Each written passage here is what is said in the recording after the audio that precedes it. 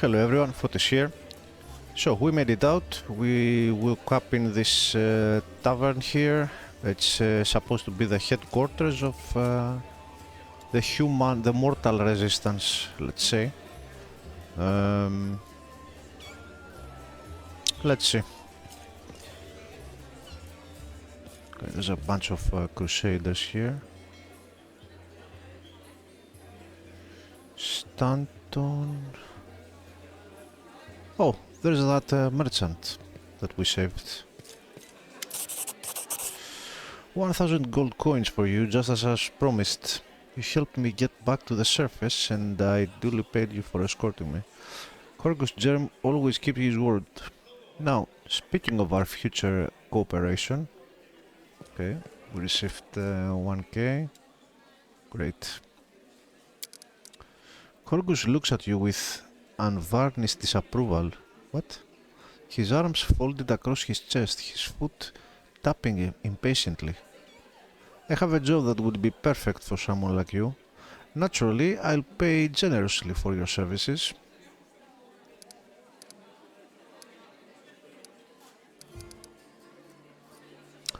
What do you mean, a job for someone like me? For an adventurer ready to sell their soul for booze and then lie down drunk in the gutter. Or do you think you're somehow different? A traveling knight, perhaps, noble of heart but without a coin to your name. Corgus sizes you up critically, then sighs and shrugs.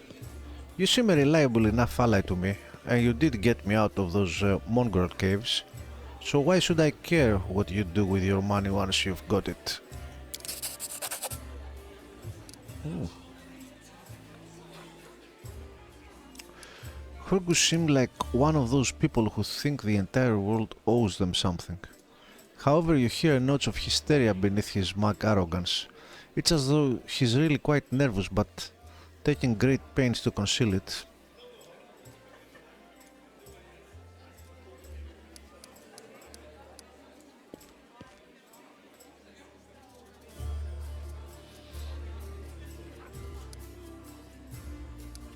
Actually, I don't want to say this. This dude has been straight up with me, and he's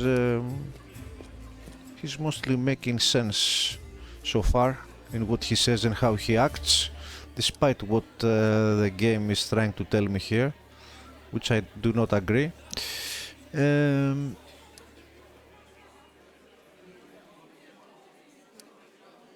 Alright.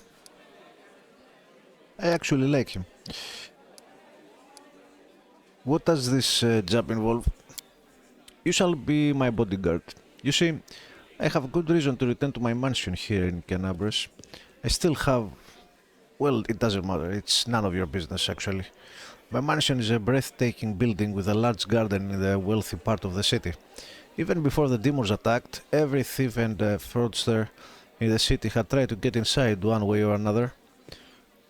I shudder to imagine the state it's in now. I have little hope that my guards were able to hold the mansion during the attack, and I expect that the servants fled when they saw the demons. Only Abadar knows what happened there since. Therefore, I would ask that you meet me at my mansion and guard me there until I complete my business. I already asked the local paladins for help, but they have no desire to set foot outside this tavern. Damn cowards and traitors.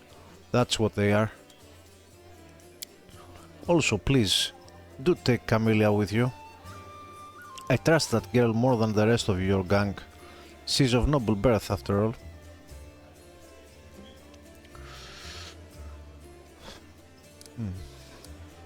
What kind of reward are we talking about? 1,000 gold coins.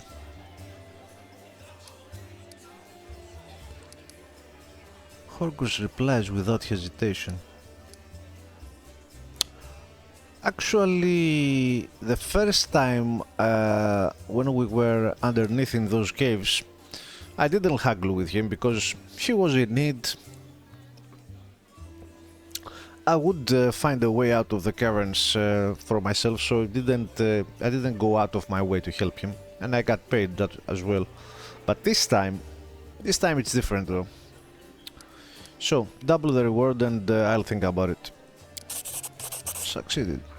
Several tense moments pass in silence. Then Horgus's face relaxes. Deal. Nice deal. Marvelous. Most excellent. Horgus's face relaxes, smoothing a few of the tense lines. I'll proceed to my mansion at once and wait for you there. Meanwhile, you needn't worry. I know the city like the back of my hand. But do hurry, unless you want me to lower your reward. Oh, don't tell me there's a time limit, because I wanna take my time here. Maybe I should have talked to him, should have left him last. Is this true? Because with Pathfinder games, with all cat Pathfinder games, you never know. He might actually mean what he says here. I mean, this part, do hurry unless you want me to lower your reward. I hope it's not the case.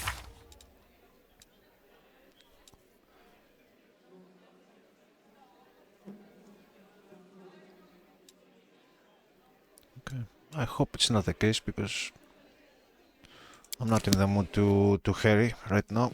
I want to take my time here. So, stop this guy.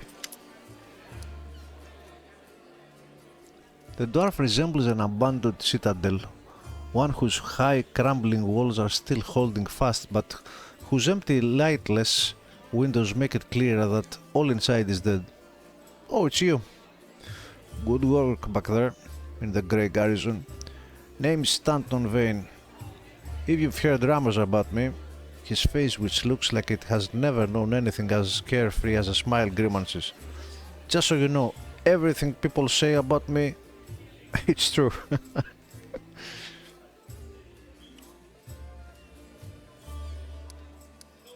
What do people say about you?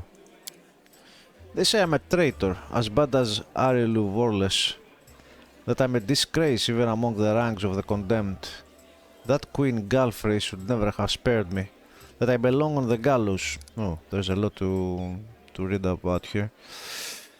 Arielu Vorles. Few names arouse as much rage among crusaders as that of Arielu, the Sarkonian witch who initiated the opening of the Worldwood, and later its expansion. Almost nothing is known about her life before the atrocity, except that Vorles was condemned for using arcane magic, which was persecuted in Sarkoris and imprisoned in the Tower of Threshold near the city of Iz. This is where Arielu Vorles conducted the ritual that paved the way for the demonic invasion and left her land to be tormented by the demon lord Deskari. By some mysterious means, the witch transformed herself, changing from an ordinary human into a half-demon. Over the following century, crusaders encountered Arielu Vorles or the results of her experiments a few times, but they learned nothing more of Deskari's henchwoman. She holds a high position in the ranks of the Army of the Abyss and bears the title of Architect of the Worldwood. What was these experiments?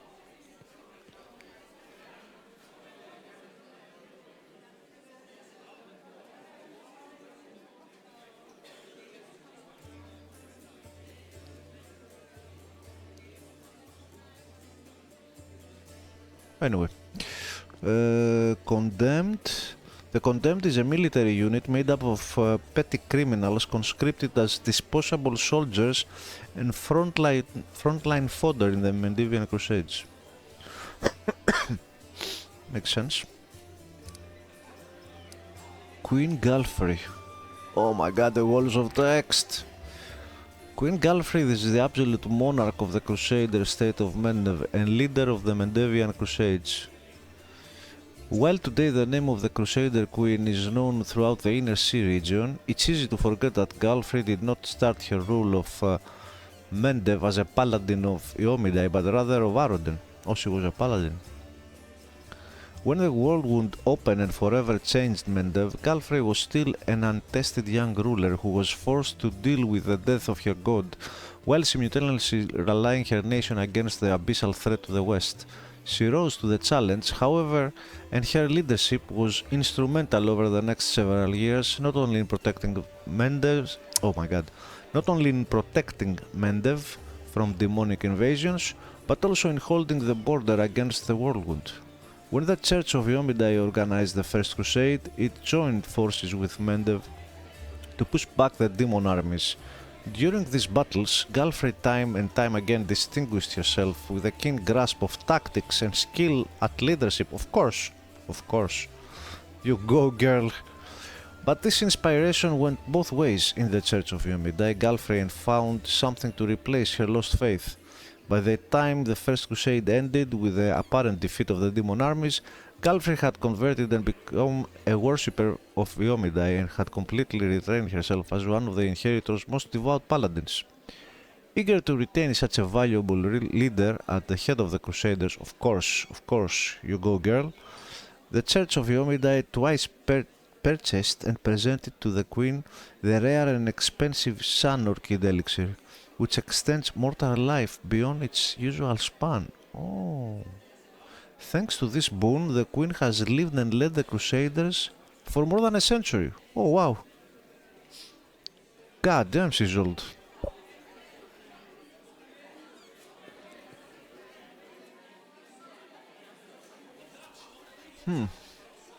Interesting.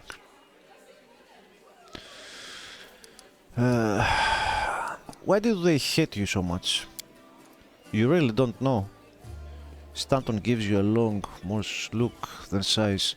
I am the reason why the Crusade forces are holed up in fortress. I'm the reason why the Crusade forces are holed up in fortresses on the edge of the Whirlwind, instead of bringing the fight to the demons. We used to have a foothold in the Wound, the mighty unassailable city of Dresden. We used to have it until it fell, and all because of my stupidity. I gave the enemy our main citadel.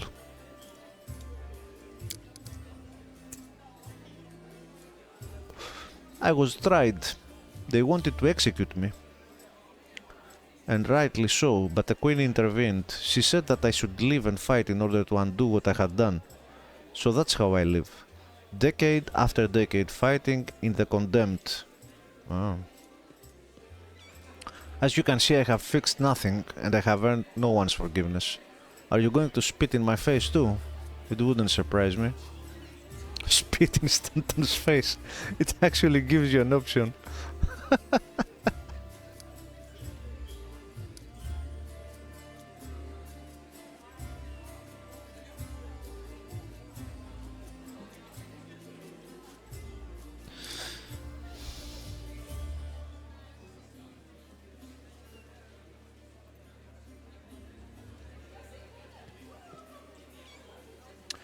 You were given a chance to live, so live, and stop blaming others for what you've made of your life. Do you think you are the first to come to me with sermons? The Darth shrugs indifferently.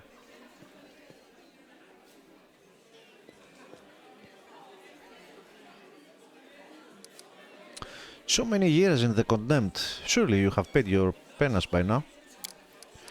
That's not up to me to decide. My life is in the Queen's hands. He falls silent for a moment, and then, in a trembling voice, he adds, The Condemned isn't the worst part. All these years I have prayed to Torag for forgiveness. Countless times I've gone to his priests, countless times I've kneeled before his altar. If only the Father of Dwarvenkind would answer my prayers just once, not to restore what I've lost, but just to tell me that I'm still one of his children. But it seems he doesn't give a damn about me. What can I expect from mere mortals when my own God doesn't think I deserve a redemption?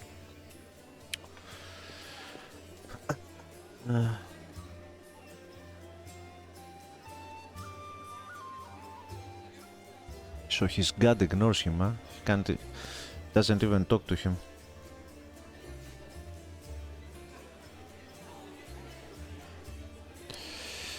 Alright. A whole city fell because of you. How is that possible? What do you mean, how? The knight glares at you from beneath his furrowed brows. If you don't trust the word of a condemned, go ask somebody else, like my little brother Joran. And if you still don't believe it, what's it to me? But if you're about to ask me to recount the story of my disgrace for the 1,000th times, I won't. Oh my god, I fucked up. And if you still don't believe it, what's it to me? But if you're about to ask me to recount the story of my disgrace for the 1,000th time, don't. Okay, I've got it now. You really don't have any friends. I couldn't have survived this long if I were completely alone. Joran or Yoran? Let's say Yoran. Yoran, my little brother, he keeps me going. He's never abandoned me. Everyone else shies away from me like they might catch what I've got. Even fighters in the condemned console themselves by thinking, I got stripped of my rank, but at least I'm not Staunton. Aw, poor guy. Commander Ep.8 seems to be the only person in the whole army who remembers that I'm a soldier and not a drudge. She has no oh, it's that orc. She has no qualms about taking me to battle. She's had some mud flung at her in the past, or so I hear. That's why she tries to keep an open mind about people. It's no surprise that she's the only one to hold on to her sense of reason in this farce. Of course, you go, girl, Commander, you go, girl. Okay, I need to talk to the elf who calls himself the storyteller. Do you know where I can find him? The storyteller? Stanton strokes his beard in thought. A strange old fellow, that one. He used to sit with me for hours, asking about all sorts of things. He never offered judgment or comfort. He just listened. At first, I wanted him and his questions as far away from me as possible, but later I realized that talking to him did ease my burden a little. I hope he's alive and well. Why do I today, for some reason, I want to add more to the text I'm reading. My own words and sentences, I don't know why. Alright, I hope he's alive and well. He's completely blind and feeble too, so if he's alone in the city, well, you probably know what that means. I do know one place he might be. Look for him in the Black Wing. It's a library. Here, I'll show you where it's on the map. I don't know what use a library is for a blind elf, but he loved the place. He would sit there day and night. Alright. Go on then, maybe we will see each other again. Alright. Actually, I didn't expect to have so much dialogue here, because I have enabled that mod that... Wait a minute, there was someone here who... Where did he go? Yeah, so I have that mod enabled that, oh, you see, makes people that have actually something to say, it changes their color, but it didn't change the color of the Darth here. How much longer can we hold out a day? 2? Let's talk to the barman here. Oh wow, you are ugly. Is he missing an eye? A strange figure towers over the bar. A huge, ungainly man with skin so milky white that his blue veins are visible even from a distance. His bald head is equal parts lumpy and pitted, and blood-filled eyes stare impassively out of you from beneath his pale brows. The glass in the albino's large, clumsy hands looks dangerously delicate, as if one twitch of those calloused fingers would be enough to crush it. A gold medallion engraved with a tankard gleams around his neck. What'll it be?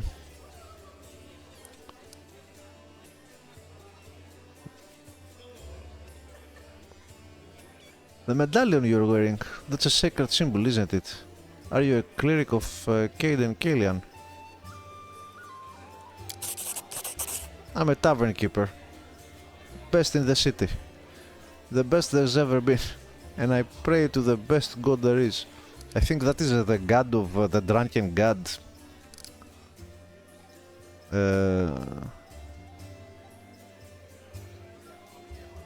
Caden Kailin, I think it's the drunk god or something.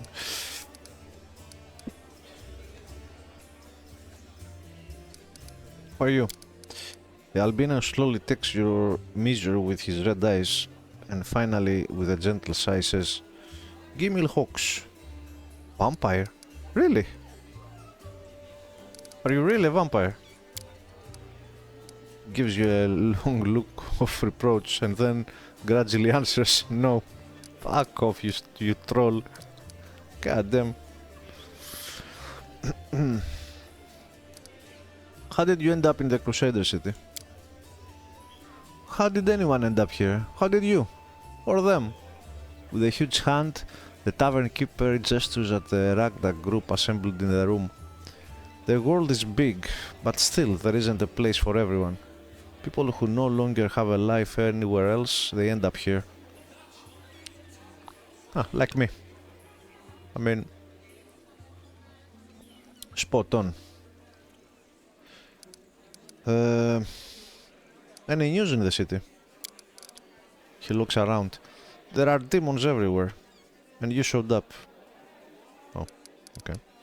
Not, can see you're not too talkative. Are there any places in the city worth visiting?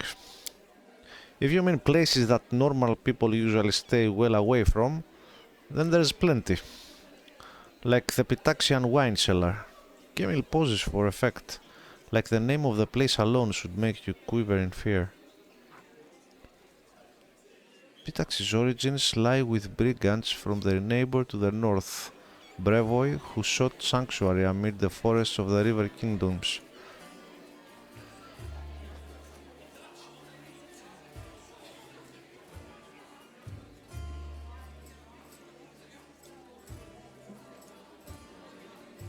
A band of vicious thieves made a hideout in a riverside hamlet known as Pitax. As they visited there year after year, their ill-gotten gold slowly transformed Pitax into something considerably larger than a simple sleepy fishing village. Eventually, the bandits settled in Pitax permanently, building walls around the village, hiring sellswords to help defend against their enemies, and crowning themselves kings of a newfound realm. With this, Pitax became a permanent fixture of the river kingdoms, able to survive and thrive for nearly 4 centuries, while others around it withered and decayed. Alright, it once belonged to a Pitaxian trading house, then King Giroveti, the dude from Kingmaker. So Giroveti came to power in Pitax and property started changing hands. Soon after, the seller's shop assistant was found in a ditch, not all of him, mind, just his head. Numerian gangsters had taken possession of the place. They wanted to sell something stronger than wine on the street, and they ended up on the gallows. Then King Giroveti's number was up. So now the store stands empty and unclaimed. People say that a headless ghost wanders the place at night, mourning ghoulishly. Ooh. Pitax wine cellar has been revealed.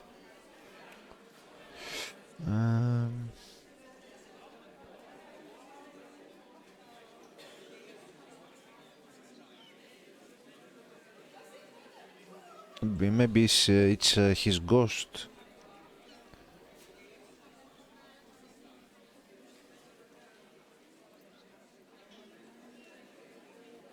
The assistant.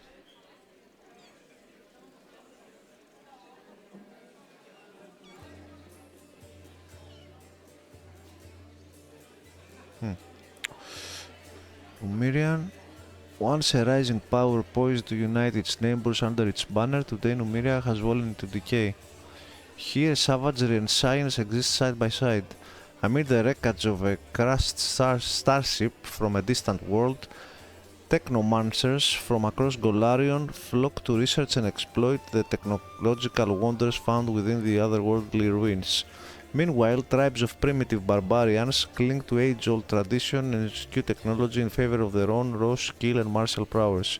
This is a nation where under the auspices of technological advancement and the betterment of civilization, a select few rule a subjugated nation as despots and tyrants, placing their own power and continuing reign above the well-being of their citizens.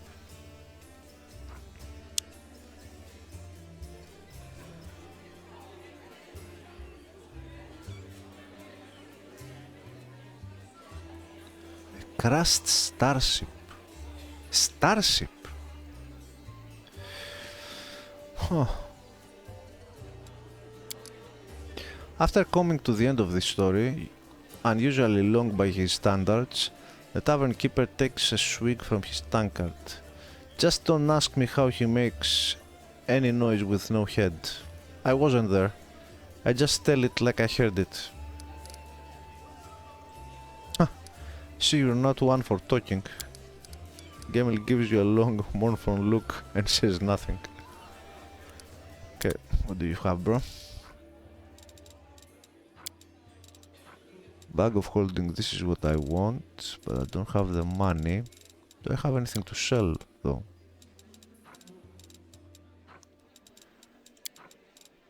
Actually, I have plenty to sell.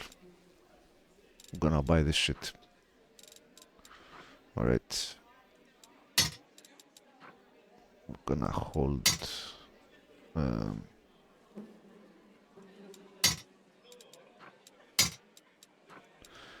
Can I split? Can I split here? Please. I can't split. God damn it, bro.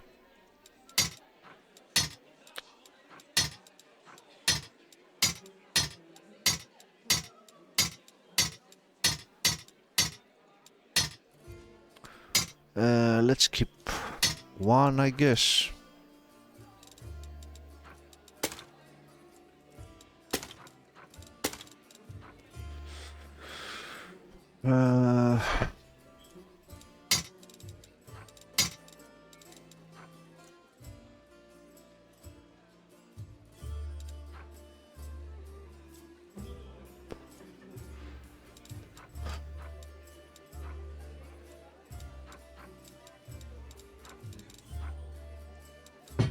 Let's keep one of everything.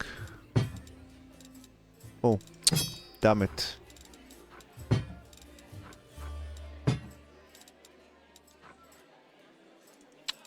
Oh, I'm so confused. Let's keep two of these.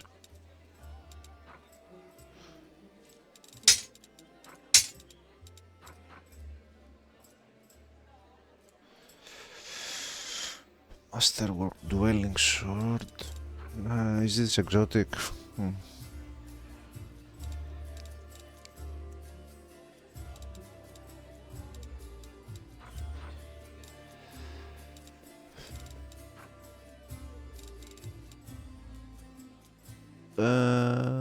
Okay, that's a good deal. Can buy this now. Keep the armors. The lockpicks are so expensive. God damn. 1,000 each? Oh my god. Are you serious? Okay, give me the bag. This bag of holding opens into a non-dimensional space. Its inside is way larger than its outside dimensions. Allows the party to carry additional 100 libras. Okay. Done. What else? Let's save the rest of the money, I guess.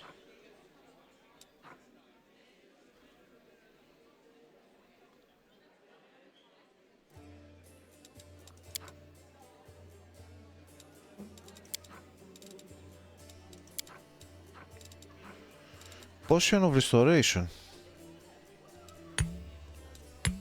Let's buy a couple of those.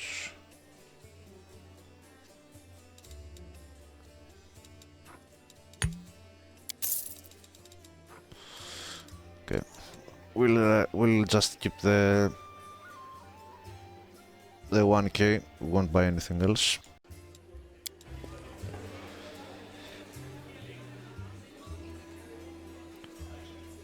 Let's see, who else do we have here?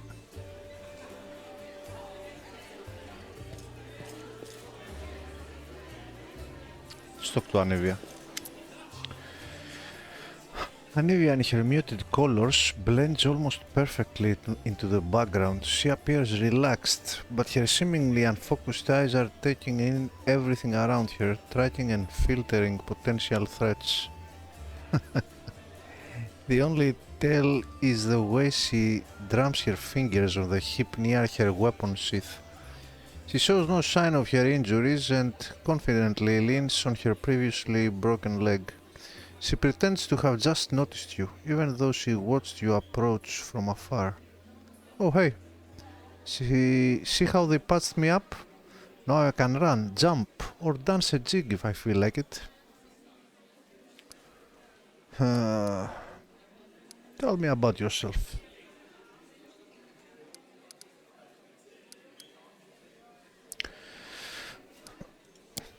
She shrugs with a lazy smile. I'd be happy to, but there's kinda nothing to tell. What's so interesting about me? Good question.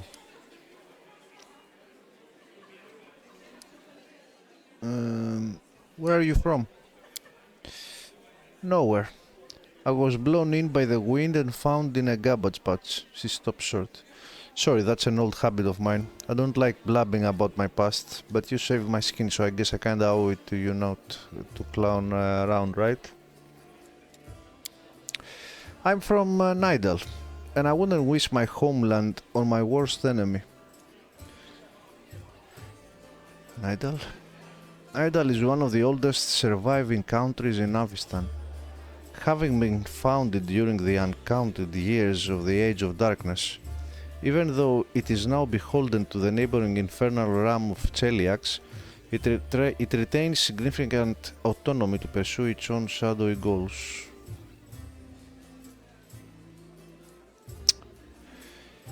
You've heard of the place, I'm sure, ruled by monsters that aren't alive nor dead, and the official religion is the cult of Zon Kuthon. It's a demon lord, right? The Midnight Lord, the Dark Prince. The Prince of Pain, God of Darkness, Envy, Loss and Pain.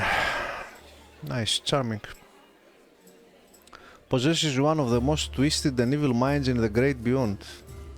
His position as God of Pain is well earned, and he has been the root of countless tortures, murders and wars throughout time. He was once a benevolent demigod named Du-Bral, but was corrupted when he traveled to the far dark places between the planes and returned in his current form. His half-sister Selin still holds out hope that she can redeem him, though the Lord of Shadows shows no sign of remorse or compassion. I grew up in a slum, like a weed between the cobblestones. I didn't have a dad, but I had lots of aunts and uncles, my mom's cronies. No prize for guessing the kind of business she was involved in. They gave me a set of lockpicks as soon as I could hold a spoon, and while other kids were picking their noses, I was picking pockets. You go, girl. When I was 12, the monks of the Silent Shroud came for us.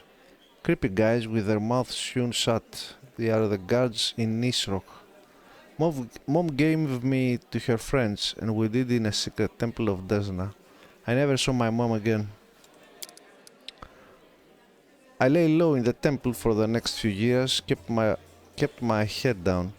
I washed floors, fetched water, listened to sermons. Funny thing, after a while I started leaking Desna's teachings. But as soon as I was old enough, I was out of there. I left Nidal and got as far as I could. Quite a ragtag group you've got here. From nobles to street thieves. Huh, you got that right. Only the best for you. What do you do if the knights and nobles fail to save the world? The lowlifes are our only hope.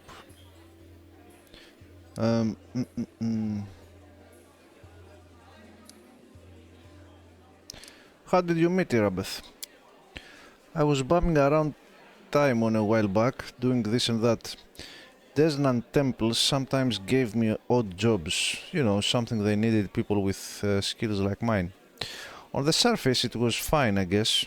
After Needle, the freedom of River Kingdoms should have seemed like heaven, my chance to sit back and enjoy life. But I wasn't happy. There just wasn't any joy in my new life. I was all alone. No one cared about me, and I didn't care about anybody either.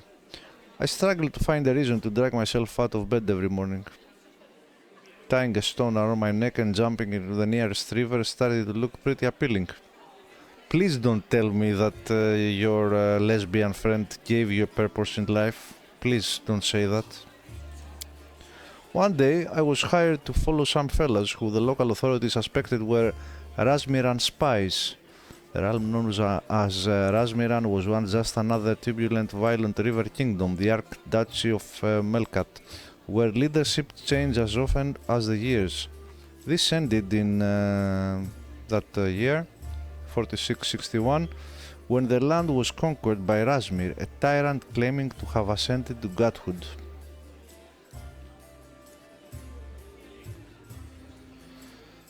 I was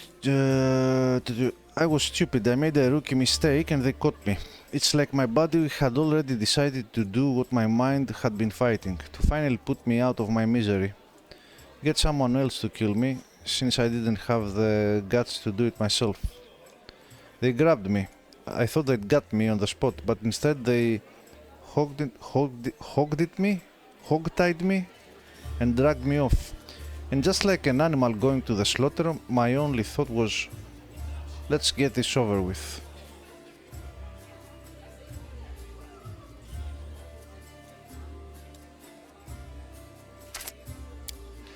They brought me to their stinking cave, threw me on their altar, and I realized who it was. Cathites?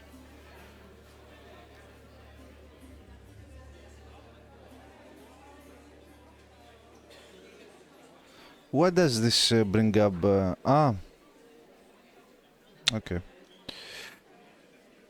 They had tracked me down after all those years, but I didn't care anymore. Wouldn't even have cared if they eaten me or whatever. We all gotta go sometime, right?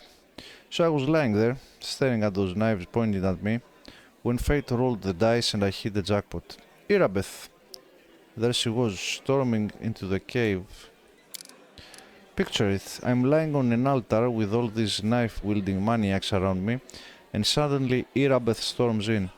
I thought it was Yomidai herself, fierce in her shining armor, with her gleaming sword raised. She made quick work of those scumbags, of course.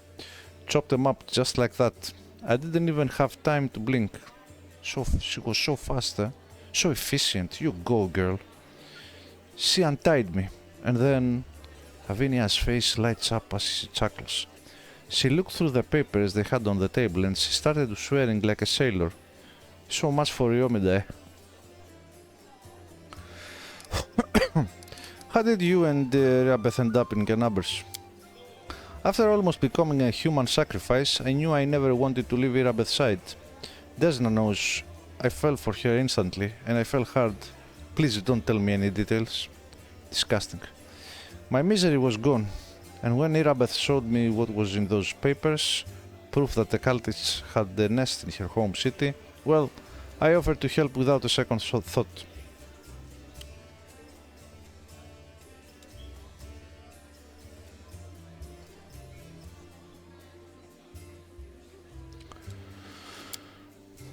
Anevia smiles warmly. She must have figured I couldn't wait to get my revenge on the cultists. But I didn't give a damn about them. It was her. I'd go anywhere with her. Even on a crusade, or into the jaws of a dragon. Have very low life expectancy, you. But I took to life in Canabres like a duck to water. I used to be an outcast whenever I went. God damn it, man. I can't see, I can't read. I used to be an outcast wherever I went. There, I got it right. But half of the crusades are the same. After all, who'd volunteer to tangle with demons on the edge of the abyss? You gotta be either a goofy two-shoes with too much honor and free time, or a misfit with no life out in the normal world with normal people. People come here to run away from their debts, their past, from themselves. So I fit right in. What is it like living with Irabeth? Do I wanna know? Do I? It's like living. Without her, I wouldn't be. Seriously, if I were alone, I would definitely be gone by now. Sure, sometimes we argue, can't deny that. Sometimes we bang our fists on the table and yell so loud that the walls shake. But that's all about order business. But at home, well, I'll give you an example. I've kinda always wanted to move out of that broom closet we call a house and into somewhere cozier. It ain't like they take a vow of poverty at the Eagle Watch, but every month somehow most of our spare money is spent on Crusader business. Sure, I get mad about it, but Anivia makes a helpless gesture. It's part of why I love her so much. Oh.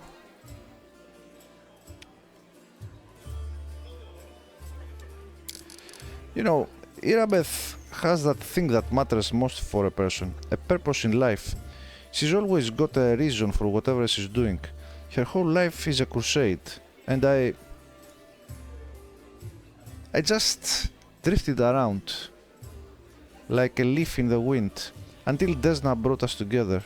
Now she's the meaning of my life, so it really makes no difference if we live in a mansion or under a bush. Alrighty. Thanks for asking. Telling you all this kind made me feel better. Yeah, I'm your personal psychologist.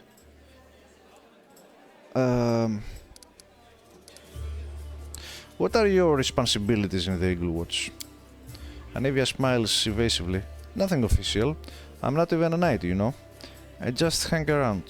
You sure you want to know the details? Catching traitors and spies and cultists is no walk in the park. It's a delicate job. You can't always do it all within the letter of the law. What if we surprise some suspicious blighter with an official search? Everyone well known about it before long, starting with their cronies. Then again, sneaking into people's houses at night ain't exactly legal. Crusaders can't be doing stuff like that, can they? Well, I'm not exactly a knight. Huh. Are there any suspicious places in the city that I should pay attention to? There were a couple spots I wanted to check out, but I didn't have time. If there really is a den of cultists there, it would be good if you could swoop in there and bust some heads. You don't even need a search warrant. Anivia shoots you a crooked smile.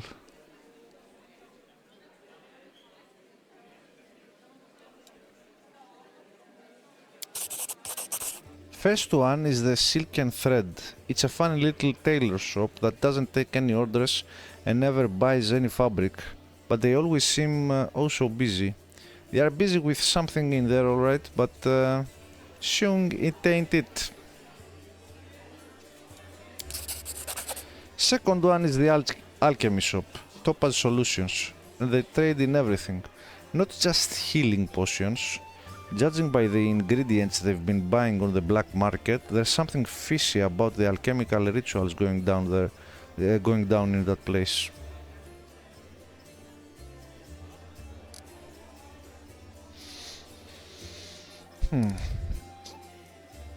Alright. You watch yourself now. Okay.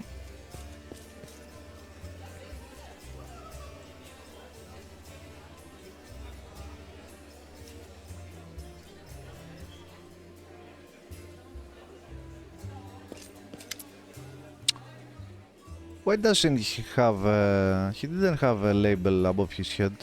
Dude, there are so many people here. Lan greets you with a nod. Here for a chat? I've been waiting for you to come and see what strange beast you've taken into your party.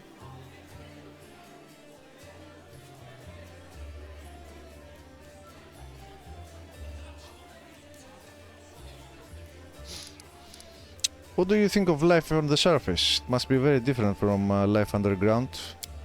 Of course. As far as living conditions, the surface is definitely a better place to be.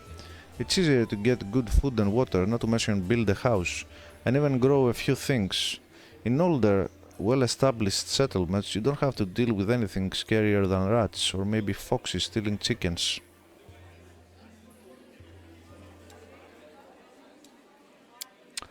As for the kind of lives you have, I heard a story about demon worshippers abducting a whole family and sacrificing them one by one while the others watched. But there were some brave crusader knights nearby, and they killed the villains and saved everyone.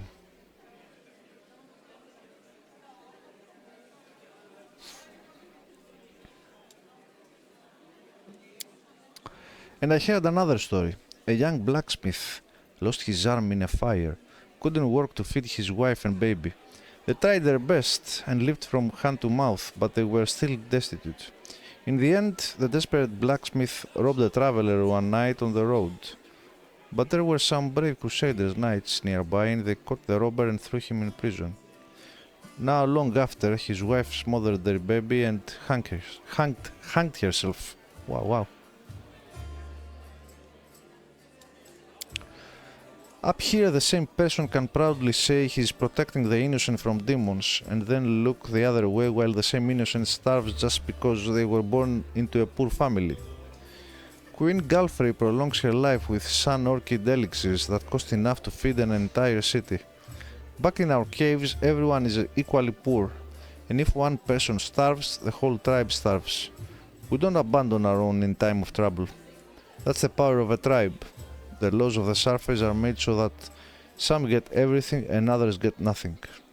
I might just be a naive fool, you kinda are. But I don't understand how it's possible to have so much more and share so much less. It's human nature, bro. Anyway, look who I'm talking to. You must know life on the surface much better than I do.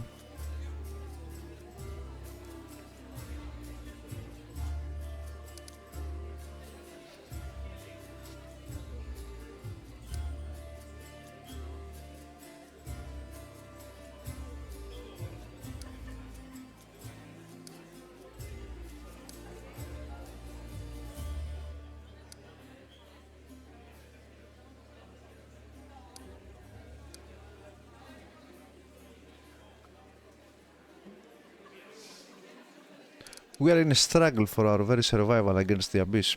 This is no time to absent society in a quest for fairness. So you think if the world wound hadn't happened, the surface would have already changed for the better? I'm not so sure. I'm not even sure my kinfolk wouldn't find their way to inventing their own aristocracy if they ever got their hands on anything valuable enough to divide unfairly. But what's the point of being prince of all caves, holes and gorges if your only throne is a Baldur and your only crown is made of rat skulls? Okay, fair enough. Tell me about your people. Of course, what would you like to know? What's it like living in your caves? Lan gives you a broad smile. His smile is strange, as if it falters where his human features meet his animal ones. Imagine that in the entire world there's only a few hundred like you. There's not an inch of fertile ground anywhere, nowhere to grow grain for bread or cotton and linen for cloth. Your neighbors are beasts who want to eat you, or parasites who want to infect you with their larvae, and then eat you. And it's not that bad, because you can try to eat most of the things that are trying to eat you. Sometimes at the risk of getting poisoned, sometimes with almost no risk at all. In the worst years, there's not a single living thing anywhere to be found, predator or prey. That's when you eat mushroom soup. I'd say 3 times a day, but there was barely enough for once every 3 days. Lance shrugs. But life underground has its upsides, pun intended. There's no risk of losing the roof over your head. There's no bad weather, not counting the earthquakes, of course. Are you really the descendants of the first Crusaders? More like demon spawn, aren't we? Sad but true. Without the demons, there would be no mongrels. It's the magic of the whirlwind that affected our ancestors and made their children the way we are. Like most in our tribe, Chief Shul fancies himself a descendant of the underground crusaders. The ones are heroic ancestors left to guard the caves. I don't know if it's true or not. That angel came to our caves for a reason. Maybe he remembered us?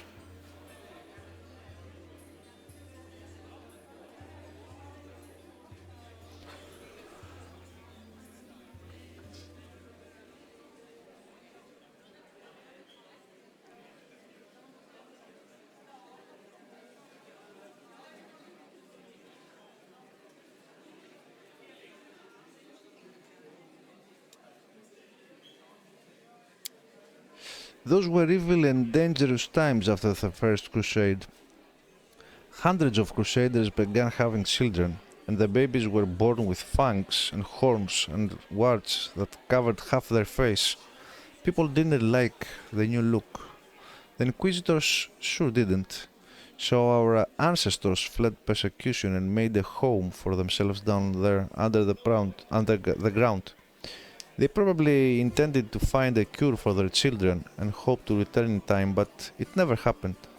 Instead, the Whirlwind's terrible legacy was passed down from generation to generation.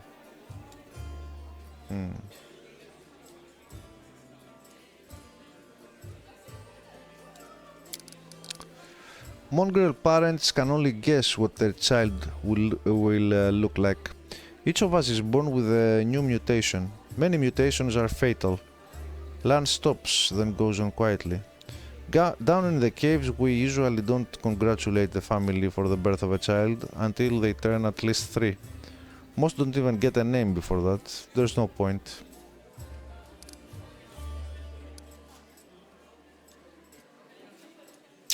It hasn't been that long since the First Crusade. Why do you know so little about your ancestors? Our lives are much shorter than most uplanders. Up here, only a few generations passed, and many still live who remember old Sarkoris as it stood untouched by the demons.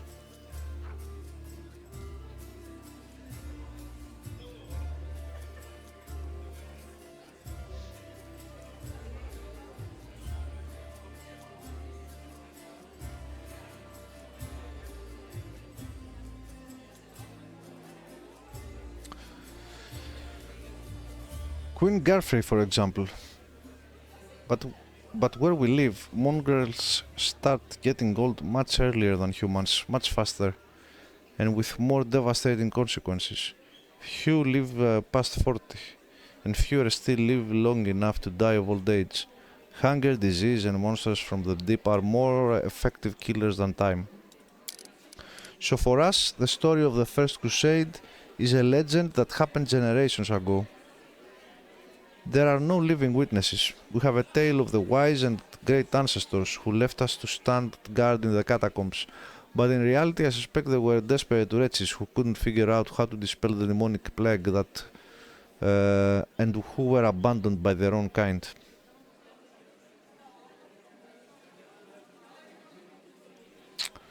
You have a way to tell day and night. You can't see the sun in your caves. Every mongrel settlement has a big gong, which we'll treat like a relic.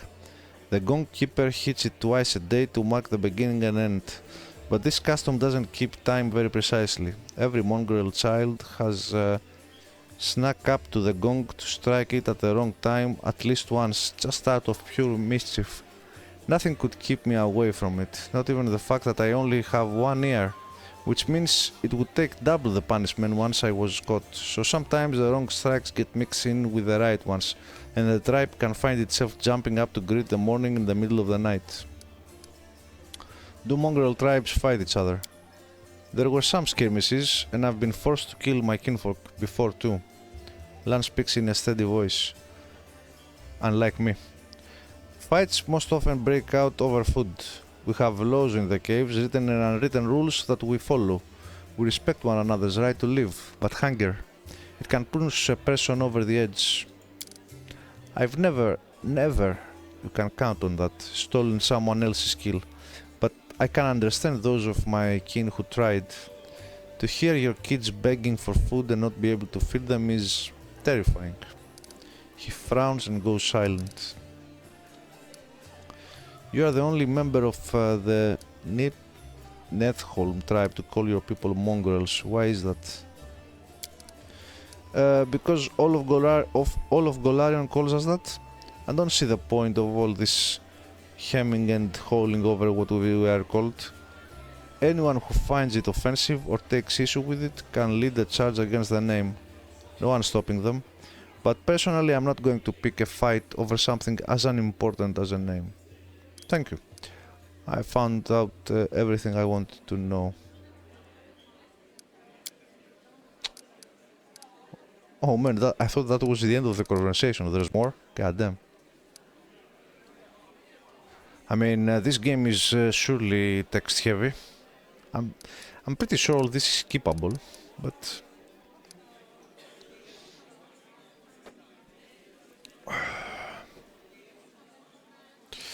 I'd like to know more about you. Do I? Do I? Oh my. Let me guess. Your first question is, can you wear a hat with your one horn? Am I right? No, you damn fool. You're not right.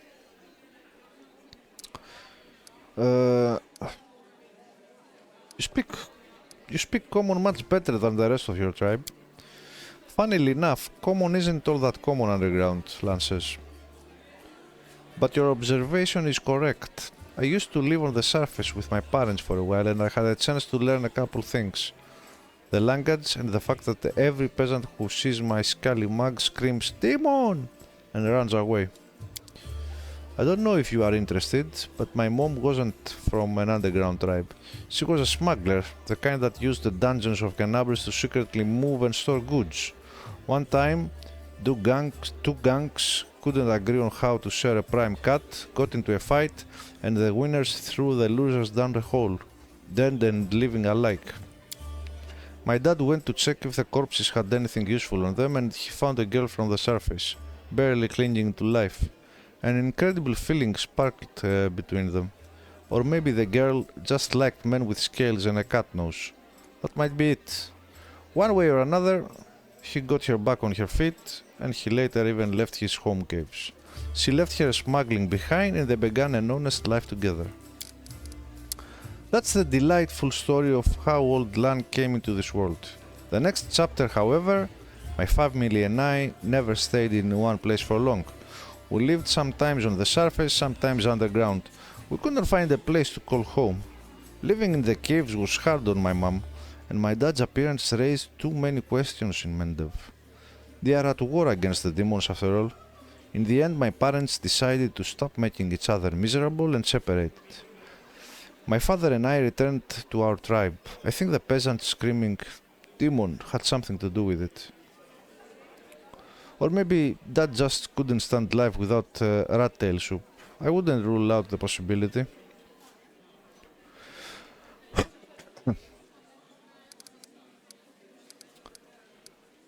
Did you come with me so you could see the surface again? No, that wasn't it. I just don't have much patience for certain type of creatures. Demons, I mean. If they want to destroy Canabris, I'll be on the side of the people they're attacking.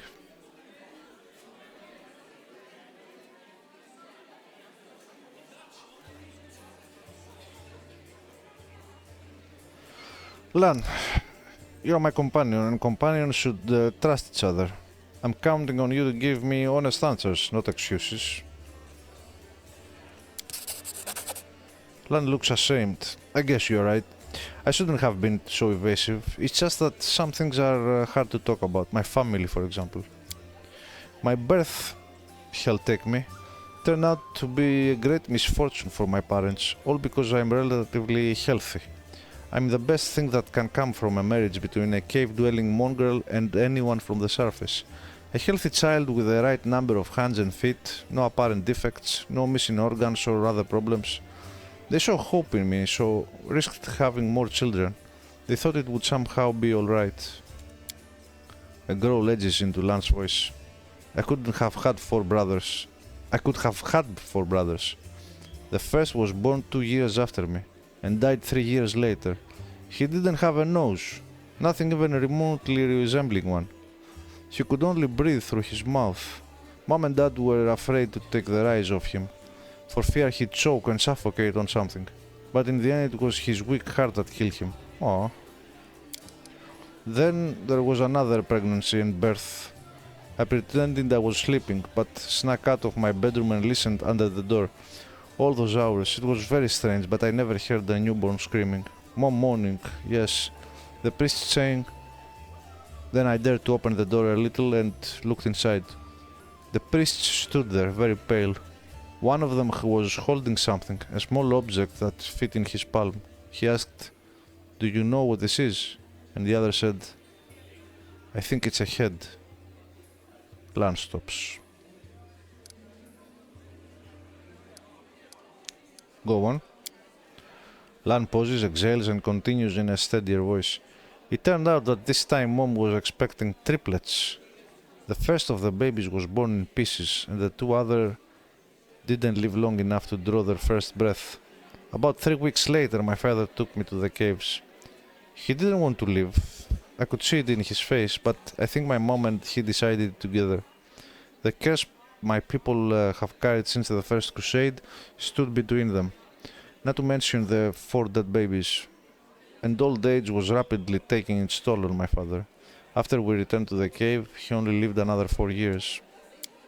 So if you are asking me why I decided to go up with you to the surface and join the Crusaders, well, the answer is I've always wanted to. I was afraid to leave my tribe, but it always haunted me that I would die in a world where 4 crusades could do nothing to stop the beasts from the abyss, and the number of victims kept growing. I want to change that, or at least try to. And if changing things is too much to ask, then at least get a little revenge. The ones who are behind the world won't owe me a great debt. The lives of 4 brothers, all my mother's tears, my father's broken heart. It's a lot. It's so much that killing a couple of demons won't do it for me. I want to do something real, and I'm ready to pay any price. Call it my personal crusade, if you like. Lan gives you a slanted grin.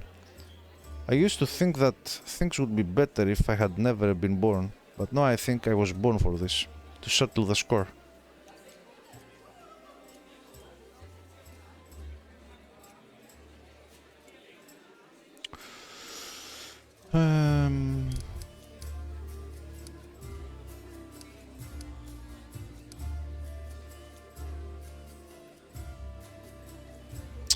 Why didn't you go up and join the Crusades before?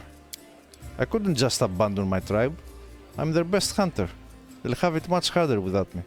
But now that the demons have nearly destroyed Canabres and the caves almost collapsed on our heads, sitting and waiting it out just wasn't an option anymore. Anyway, I'm more useful up here than I'm down there. Plus, the chief let me go, which means my debt to the tribe has been paid. Would you like to find your mother? Nah. The word flies from Lan's mouth faster than an arrow. Then after a pause he continues. I don't want to meet her, not because I feel any resentment. It's just that she's a half-elf. She's barely got her first grey hair and I'll be a ramshackle old man. She's buried enough children. There's no need to make her witness the death of another one. I hope you understand. Fair enough, actually.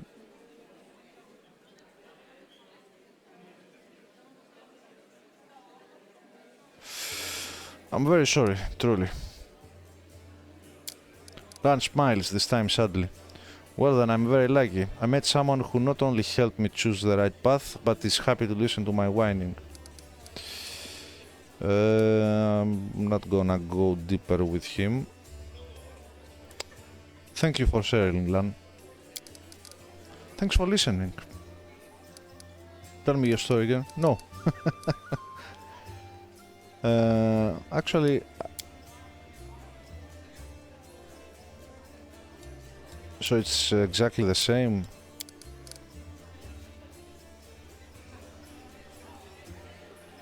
Okay.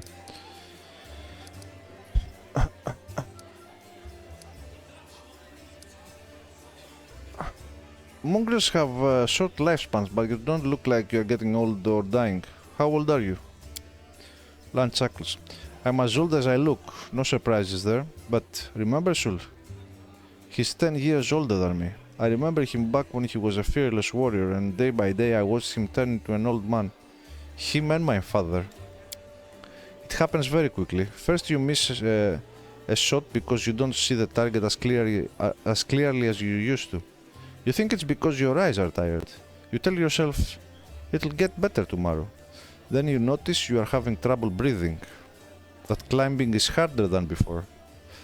Lan clenches and unclenches his human fist. Your fingers stop bending. You have to tie your sword to your hand. You can't even put on your greaves without help. When you are washing your faces in a stream, sometimes you catch sight of a grey-haired, wrinkled old man you don't recognize. And this goes on until one day you come across a cave beast and you realize that you can't outrun it. Lan takes a breath. My dad kept diaries marking all the signs, and I saw it too. The last year I had to help him get out of bed, help him dress, remind him to eat. Sometimes he forgot my name. I told him that we should have stayed on the surface, and he joked that dodging a goddess was behavior unworthy of a crusader. He meant Pharasma. Every morning I wake up and check how I feel, but there are no signs yet. Even so, I know I don't have much time. I need to do something useful before I forget why I came here. So can you wear a hat with your one horn?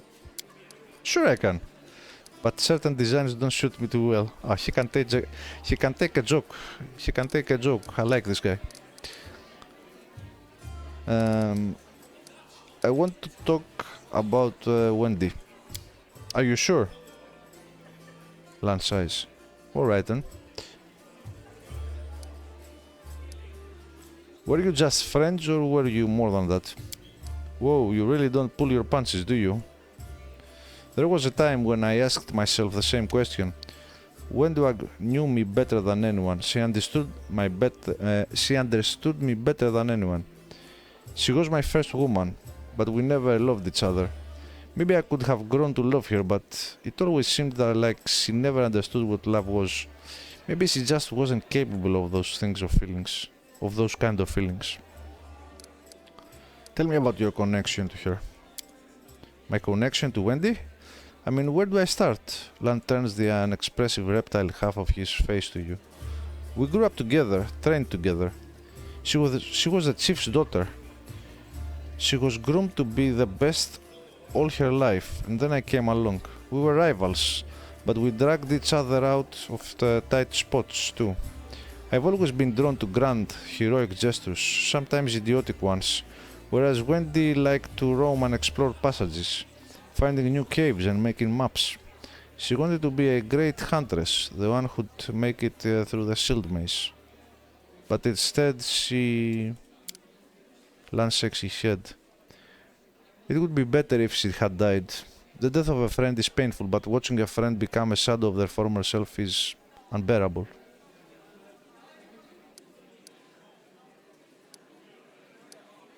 She doesn't think that. Of course, she thinks she did everything right, because the second she starts to doubt herself, she'll have to face the truth. To admit that she's just a cannibal that demons use as they wish. Lan's frown looks almost like a wince. She wants to get stronger and stronger, but for what?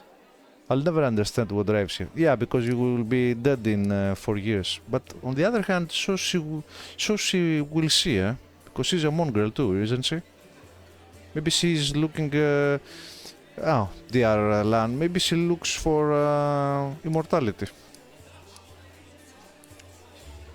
That's why she's serving diamonds. Maybe she wants to be immortal or something. Thanks, I found everything I wanted to know. Alright.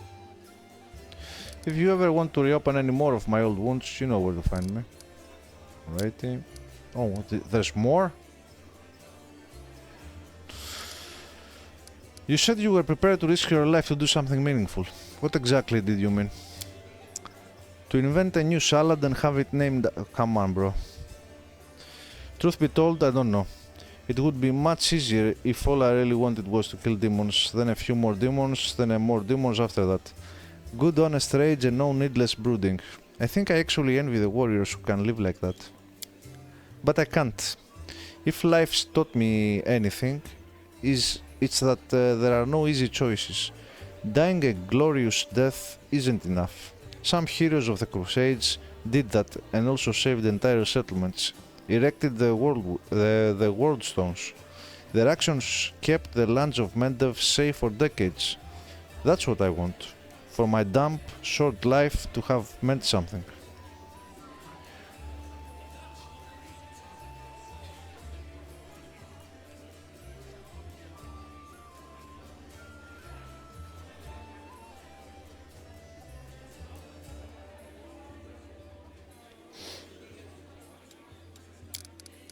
You think I have exaggerated opinion of myself?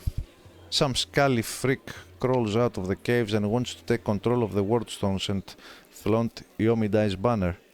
Any fool can charge at the front lines of the demonic armies and die there. But what good will that do? I want something meaningful, you know? Even if I have to pay the highest price. Especially if I have to pay it. There are plenty of worthier people who need to survive this war and tell everyone else what nutcases we were.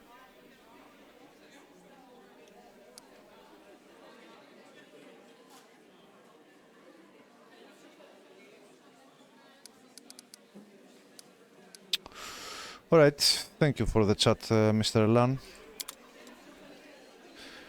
Thank you very much indeed. Still, I would like everyone that has something to say to be highlighted like this. What happened to this guy? He doesn't even have a tooltip over his head.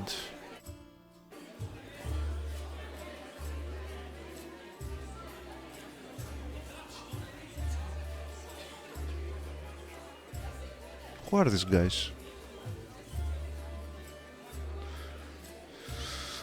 I remember something about him.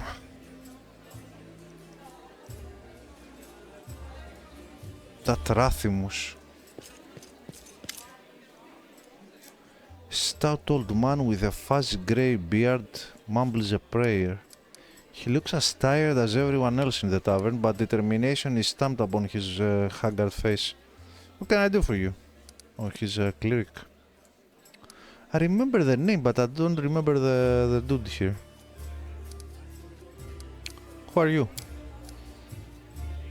Visaili Rathimus, rector of the local temple of Abadar. The temple is gone though, and if we snooze here for much longer, the city will be lost as well.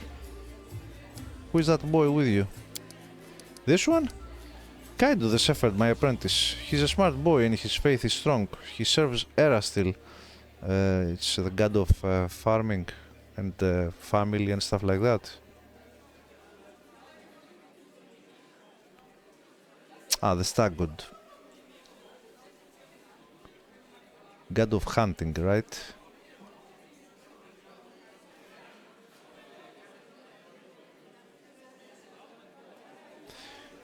He crafted the first bow and gifted it to humans to overcome the challenges of the world. Even as the accomplishments of civilization mount, Erastil continues to embrace and represent the simpler pleasures life has to offer. There's still something he can learn from an old servant of Abadar. Ah, his boy here is... he worships a different god. He'll be a great cleric when he gets a little older. What kind of help can I expect from you? First, I sell scrolls. I have a lot of them, something for every emergency. Second, while you are here in the tavern, I can read one for you. Guaranteed, no surprises, but you'd better not go into the city without a cleric. I won't be going there myself. I'm too old and my powers are needed here.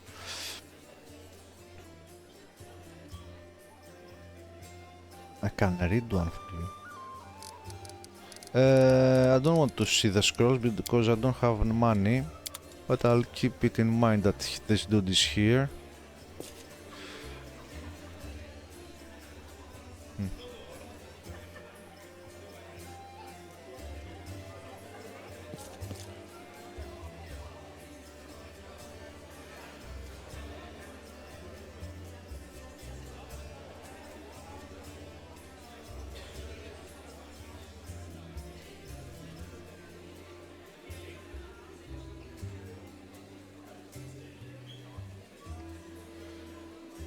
Who haven't we talked to?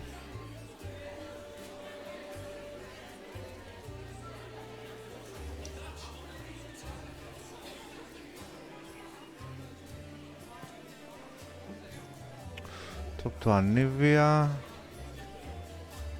Barman.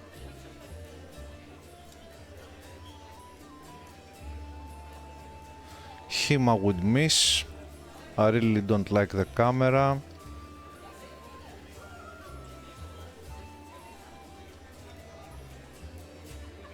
Pink eye?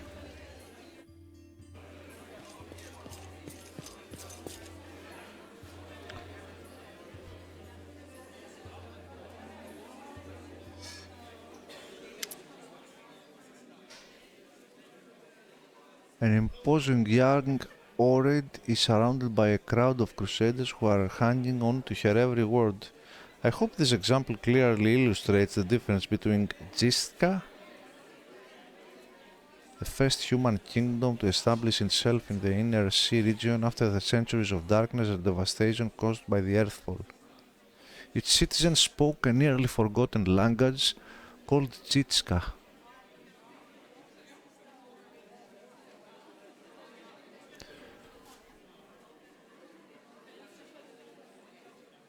Whose alphabet became the basis of the alphabets of the modern languages. Okay. The difference between Gisca legionnaires from the last war and the Crusaders. The perfection of form and spirit they were imbued with during the creation turned them into parts of a well-balanced war machine. Not a ragtag bunch of individuals, but a united whole. Now tell me again, why am I supposed to be impressed by your reckless assaults? Where everyone is fighting for their ego and for the right to beat their peers to a swift but pointless heroic sacrifice. Some of the Crusaders grumble unhappily, but it is clear that they are captivated by the woman's words. The only exception is a scraggly and disheveled halfling monk whose puffy black eye gives him away as a brawler and a troublemaker. He enthusiastically pushes forward and tries to engage, but one of his friends swiftly jabs him in the back with an elbow, making the poor fellow pause to catch his breath.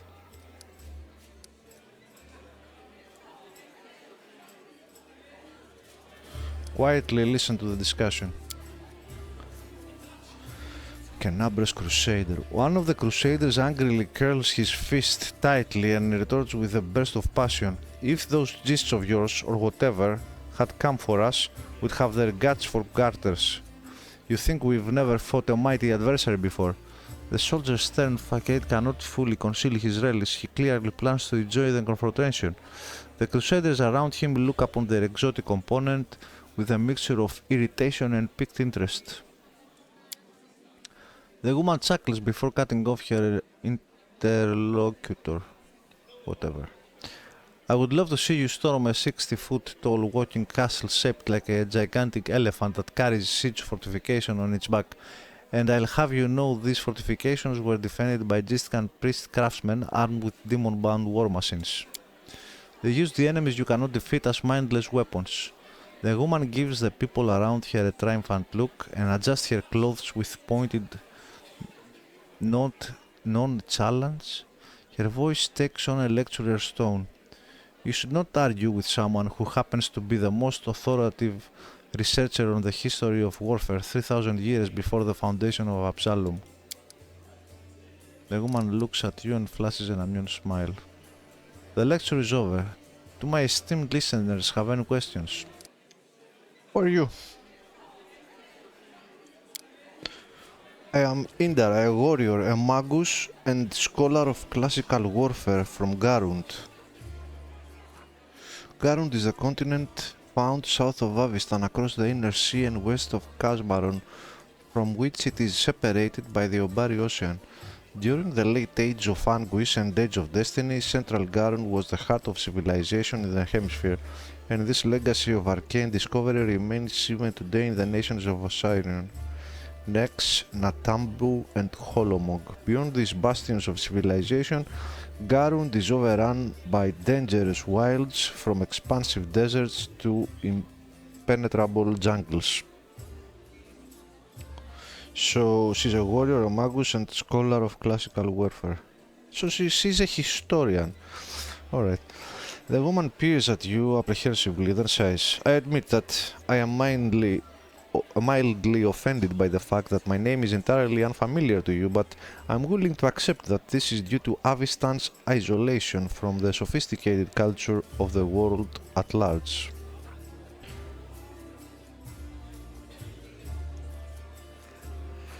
Avistan is a continent on the world of Golarion, one of the most densely populated areas on the planet. So we are in Avistan, eh? It's a continent. Avistan possesses as many varied cultures and environments as any other continent in the world, and an ancient history stretching back tens of thousands of years. Brevoy, the River Kingdoms, Numeria, and the Stolen Lands are all situated on Avistan. So we are in the continent of Avistan, okay? Excuse me. Unfortunately, I don't have. I'm only using a headset for a microphone, so unfortunately, when I cough or whatever, you'll have to hear me doing that.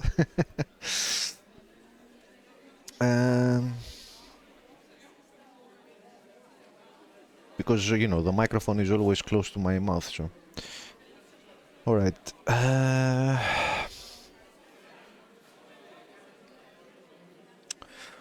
Okay. You've come a long way to be here. I like to think of myself as an inhabitant of Golarion, and I don't narrowly identify with any country in particular.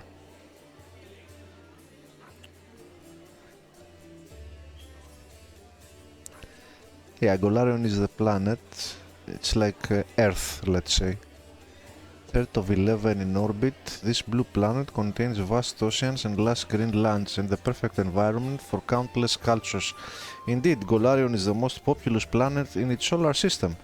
Its innately hospitable and life-sustaining environment is presumably the work of the gods, so astronomers sometimes refer to Golarion as a child.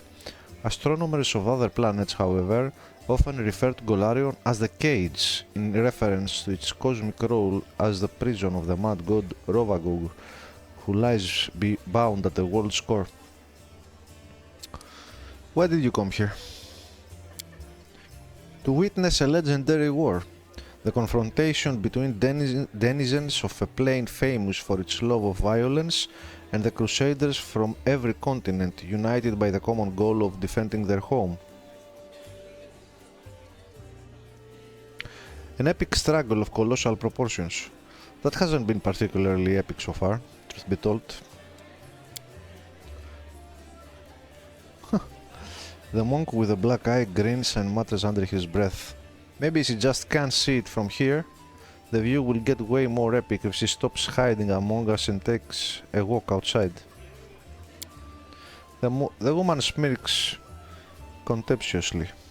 She does not deem the monk's word worthy of comment.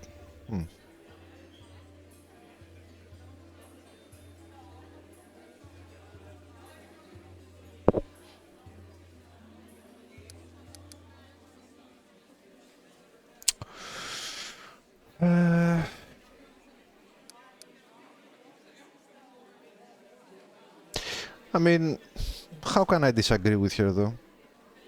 This statement is completely false. The Crusaders are doing a commendable job on resisting the demons. No, they are doing a terrible job. I mean, we are using a tavern for our headquarters for fuck's sake. Like, yeah, we are losing the war. We are on the losing side, clearly. I mean, a few hours ago, the demons overran Dresden, so... Insolent, I don't know what it means. Actually, let me Google it, bro. It's like back when I was a teenager and I was playing CRPGs and I was not teenager, I was a kid actually. I was under 10 when I first started playing my first action RPGs, and that's how I learned English. My first words in English were I learned from having a dictionary, because there wasn't any internet back then, And I had a dictionary and I was playing my first CRPG. I think it was Bloodnet in 1994 or something. Insolent, showing a rude and arrogant lack of respect. Oh, nice. I like this word, insolent. So yeah, that's how I learned my first English words. Playing a CRPG and having a dictionary. And I would go like word by word by word by word. Like the amount of time that it took me to finish my first CRPG. Yeah, again, I think it was Bloodnet. It must have taken me months and months. It was not a huge game like, for example, the Baldur's Gate trilogy or even Pathfinder games. It was a smaller game, but it was taking me too much time to translate, so I could understand the options and what I was about to say. I was very intrigued with this style of gaming. So yeah, this is a false statement. It looks like you know more about warfare than any of us. This is false as well because she is a historian, so every information she has is from books. That is knowledge, but it's historical knowledge. It's not knowledge coming from experience being in the battlefield. So this statement, it would be very insulting to admit. And you know, when you are a warrior and you are actually in the battlefield, how can you admit that a historian knows more about battle or warfare than an actual soldier? So that statement is false as well.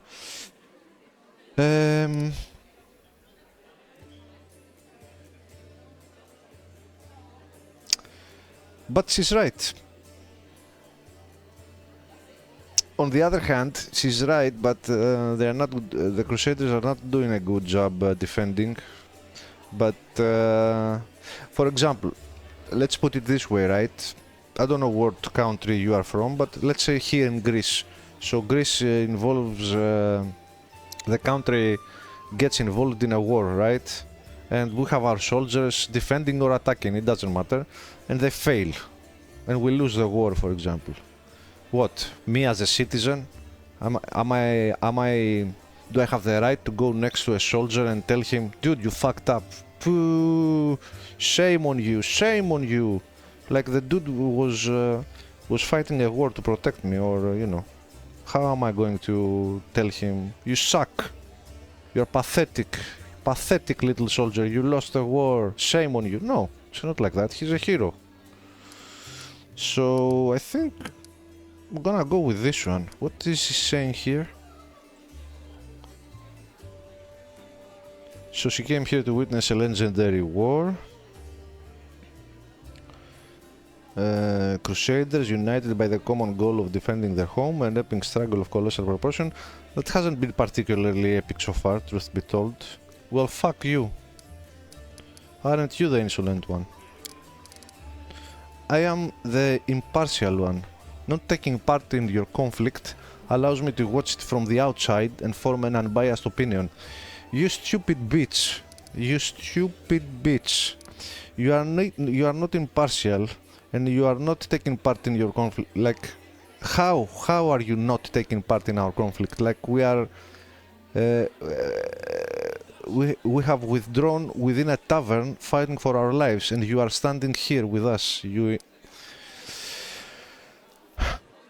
stupid fuck.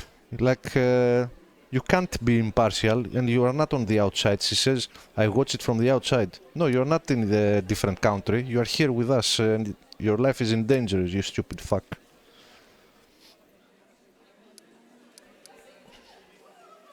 Instead of helping the others around the tavern and encouraging the soldiers, she's trying to be, oh, fuck off.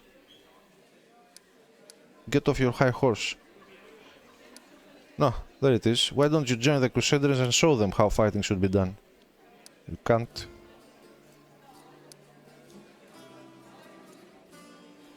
Yes. Alright, why don't you join the Crusaders? Show them how fighting should be done. No, of course not. Of course not. Such privileged. I'm a historian, an analyst, a theorist. Do you know what these three words have in common? They describe a mortal woman who does not participate in the conflict upon which her thesis will be founded. But then again, I will hardly be able to describe this mess as anything other than a feeble likeness of the last war of Jitska. Yeah, she's an idiot. She's one of these idiots, you know, you meet this kind of people in real life too. They feel so privileged. Like, imagine this situation here, right? There are demons outside. The city is in chaos, everyone is fighting to save their lives, and you have this insolent prick, I use the word that I just learned, to try to teach us and thinks she's above everybody else and, you know, she's untouchable because she's a historian. Well, you know what? You know what's the value of a historian is? What's the value of a historian is in the mid of combat? Zero. Zero. You are useless right now.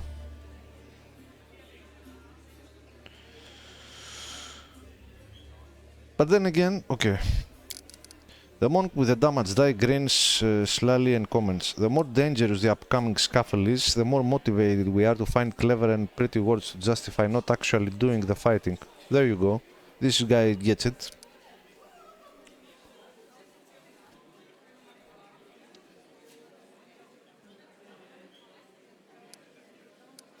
What is the last war you mentioned?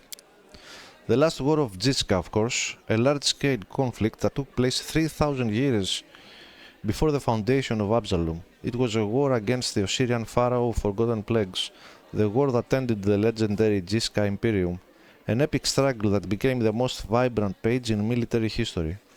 Alas, all conflicts that followed were but a pale shadow, including the one I am witnessing here.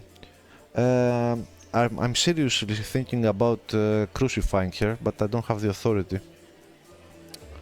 But if I was a dictator here, I would just kick her out of the tavern. If I was the leader here or something. There's no room for pricks like her in here. Why do you find the last war so inspiring? Imagine legions of golem imbued with extraplanar spirits marching into battle. Imagine flying cities that swoop out of the clouds like terrifying monstrous birds of prey to drop forces on top of enemy castles. Picture gigantic mechanisms powered by captive and very angry demons and devils.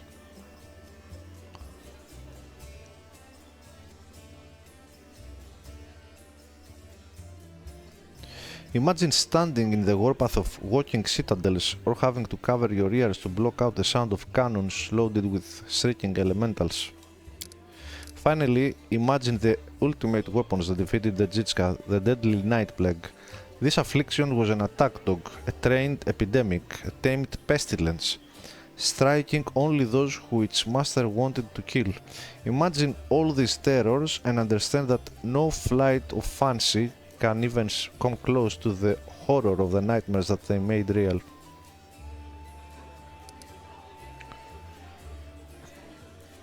How do you know so much about this war? I can say without false modesty that there is no more authoritative researcher on Golarion when it comes to the history of warfare 3,000 years before the foundation. Oh, I think I have already discussed this, eh? I've dedicated my whole life to this subject. I've personally visited old battlefields and studied the most mysterious and forbidden archives containing chronicles of ancient wars, sometimes risking my life in the process. So, that gives you the right to be a prick. I saw a fallen sky city of the Sauri Empire with my own eyes. I ripped out the control crystal from an exterminator-class combat golem that guarded the Jitska laboratory with my own hands. These fingers held the glass flask that the servants of Pharaoh of Forgotten Plagues used to create the first generation of pestilence that devastated the Jitska Imperium. How do I know so much? I saw and touched everything I am telling you about. Okay, you are still a prick though. You are wrong to treat the Crusaders with such disdain. Allow me to explain.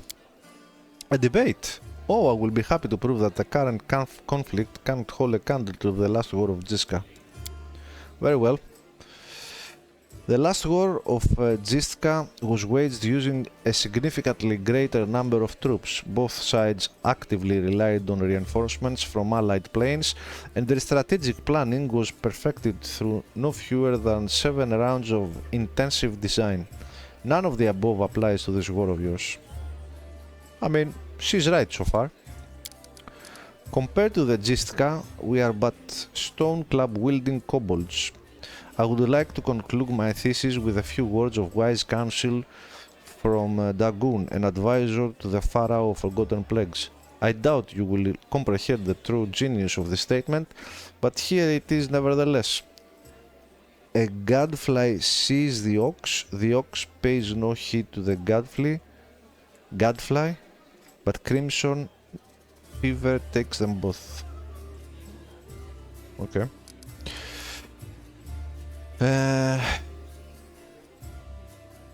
Let's first check what are the party members take part in these checks. Okay.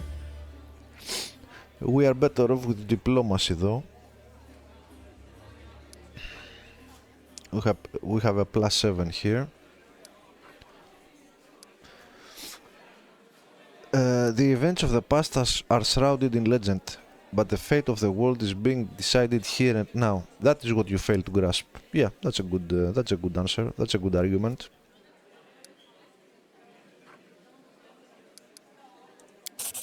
Oh, we succeeded.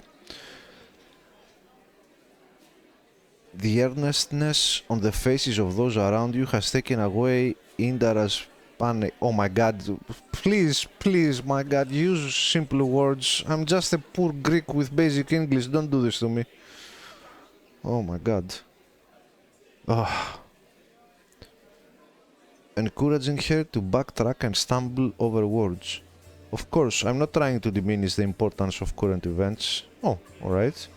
What I'm trying to say is that from the standpoint of history, and particularly the history of warfare, she falls silent, fixedly staring at the unfriendly eyes of her audience. The true importance of these developments won't become obvious until later. She offers a pretentious dismissal. As a scholar, I cannot deny that there is a certain truth beneath your skeptical statements. History is a complex discipline rooted in fact and an evidentiary base that grows even more meager the farther the described period is from the present moment. Okay, fair enough. Of course, if I were to argue in bad faith, the way Crusaders embellish their tales of slaying a single Brimorak by adding a dozen Balors, for example, I could win this debate, but I'm above such things, and therefore I'm forced to admit that your skepticism is not entirely without merit. Okay, she admits that she lost the debate and that I am right. And not that I am right, more than not that I am right. It's more that she is wrong. She admits it at least, but in too many words. And this is the kind of writing. All this interaction here, to be honest, all this text. Look at this. Look at all this text. Look here. What we have read here. It's like we're reading a book, right? I don't like this kind of writing. Too verbose. Too much. I mean, it's a CRPG. Of course, there's gonna be too much talking. I get that. I have played countless CRPGs in my life. I get that. But there are ways to do it. For example, Pillars of Eternity, right? Pillars of Eternity 1, great game. Too much text. Too fucking much text. And of course, the two games, or maybe there are 2 or 3 games like that, even worse than that. Planescape Torment and the newer Planescape Torment game. And I played the old one when it came out. I can't tell you how many times I fell asleep on the desk. I finished that game because the story was excellent, the battles were minimal, it was mostly a book, and I'm telling you right now, because everybody that is into CRPGs, old gamers, mostly like me, or older than me, everyone praises Planescape Torment, but it's nostalgia. I'm telling you, and I'm one that finished the game, I'm telling you, it's a good game, okay, but it's not a game actually, it's a book. It's 90% a book and 10% a game. And I hate this kind of game design. I don't like it. Baldur's Gate and Fallout 1 and 2, Baldur's Gate 1 and 2 did it the best.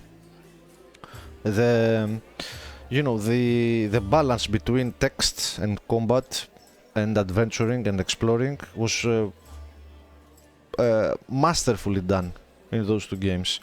In this sequence right here, I really don't like how it works. Could I skip all this? Maybe.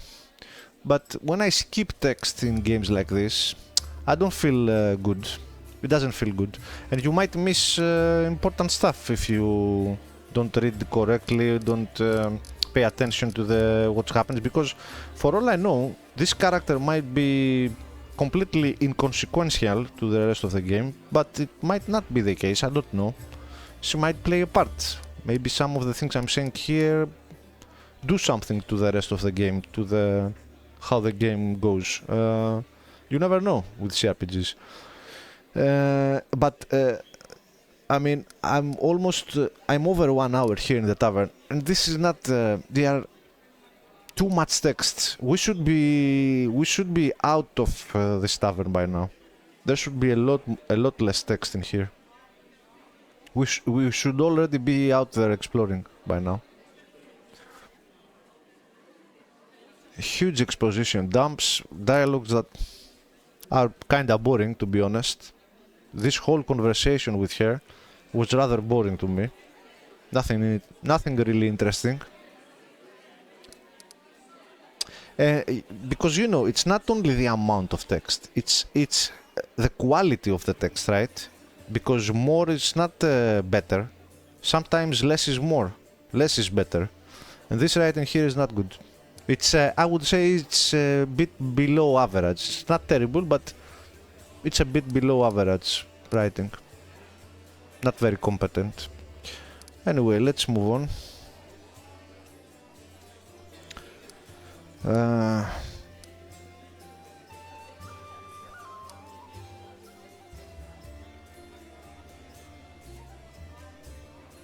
Yeah, I'm gonna throw her out. I don't like her.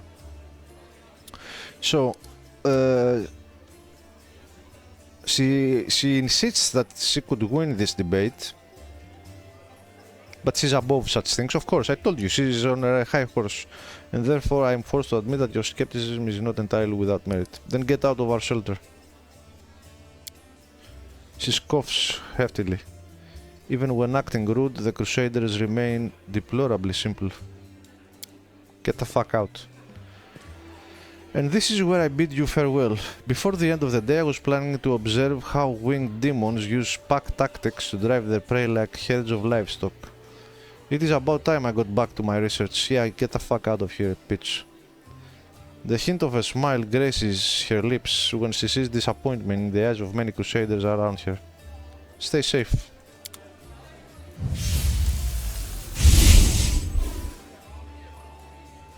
Good riddance. But what kind of historian, like, she used a spell to get out of here? Is she really a historian, or...? Okay, let's see, who else haven't we talked to? Oh, there's Camellia.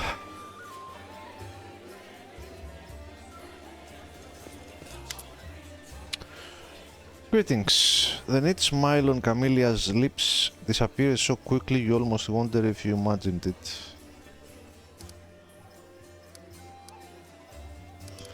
Tell me about yourself. You want to know more about me than you already do? Why? Camellia arches a dainty brow. I talk to the spirits of this tormented land, and they guide me in battle. I'll help you fight the demons, and I swear that you can rely on me in this matter. Isn't that sufficient? Where did you learn to wield the rapier so well? I had good teachers, although they don't get all the credit. I'm a most diligent student. Camellia licks her percent lips. This is the style of dialogue I like. Not every answer has to be like a paragraph or 2 pages. This is good enough for me. Couple of lines.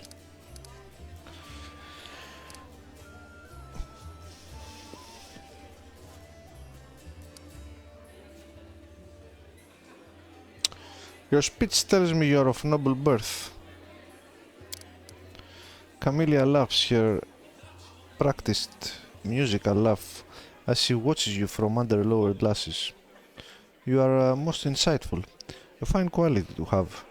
Camelia's laughter ends, and unspoken words hang in the silence.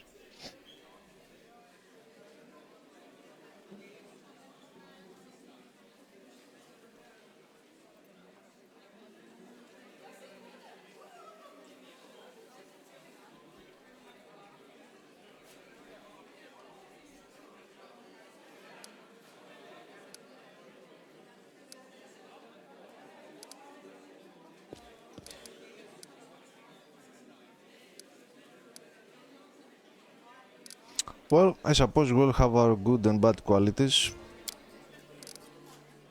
I wouldn't have pegged you as a philosopher.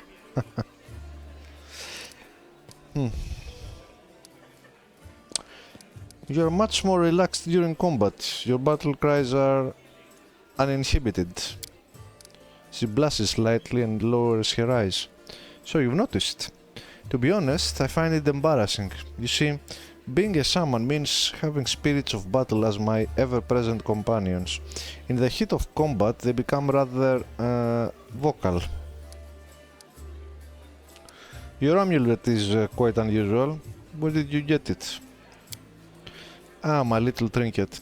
It's so nice of you to notice, but I assure you, this amulet is nothing but a bubble. Can a lady not be drawn to beautiful, useless things? You lie. Why you fucking lying? Always lying. Anyway, as much as I enjoy our delightful conversations, the spirits are calling me, and I must respond. Please excuse me. Camellia turns away, watching you out of the corner of her eye.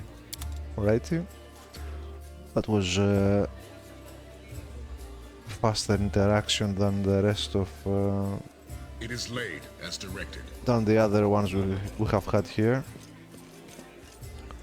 Eagle Watch Crusader.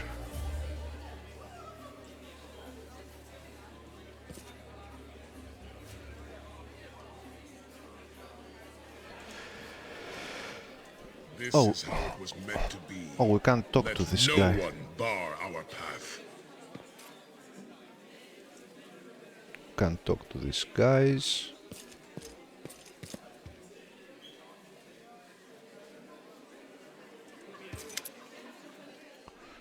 Healer. A tall athletic man greets you.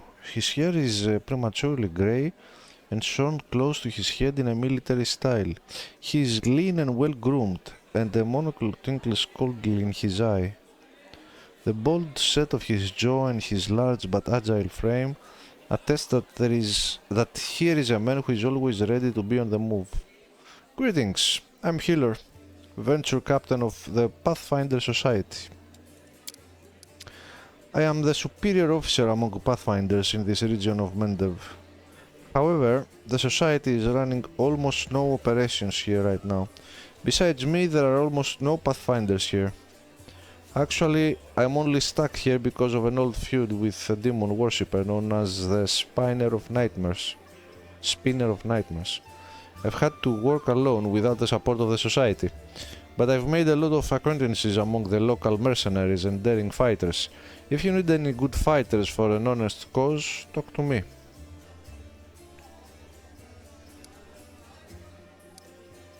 Ah, we can hire mercenaries with him, huh? Tell me about your confrontation with the Spinner of Nightmares. Or Spinner of Nightmares. It all began with the task of the Pathfinder Society. Pathfinder Society is a globe-spanning organization based in Absalom. The membership consists primarily of Pathfinders, adventurers who travel throughout Golarion, usually inconspicuously, and explore, delve, and otherwise experience the lesser-seen parts of the world. They send journals documenting their travels back to their venture captains, who also assign them new missions and suggest new places to explore.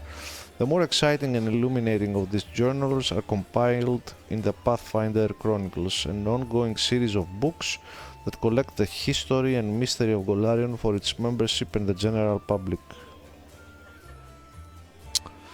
I arrived in Nerosian, the capital of the Crusader state of Mendev. Nerosian is designed first and foremost as a defensive fortification to hold back the endless demonic hordes of the Worldwound. It is also a holy city of Iomedae. Many of its notable residents are devout worshippers. Okay, it's Galfrey is there, the ruler of Mendev. Okay.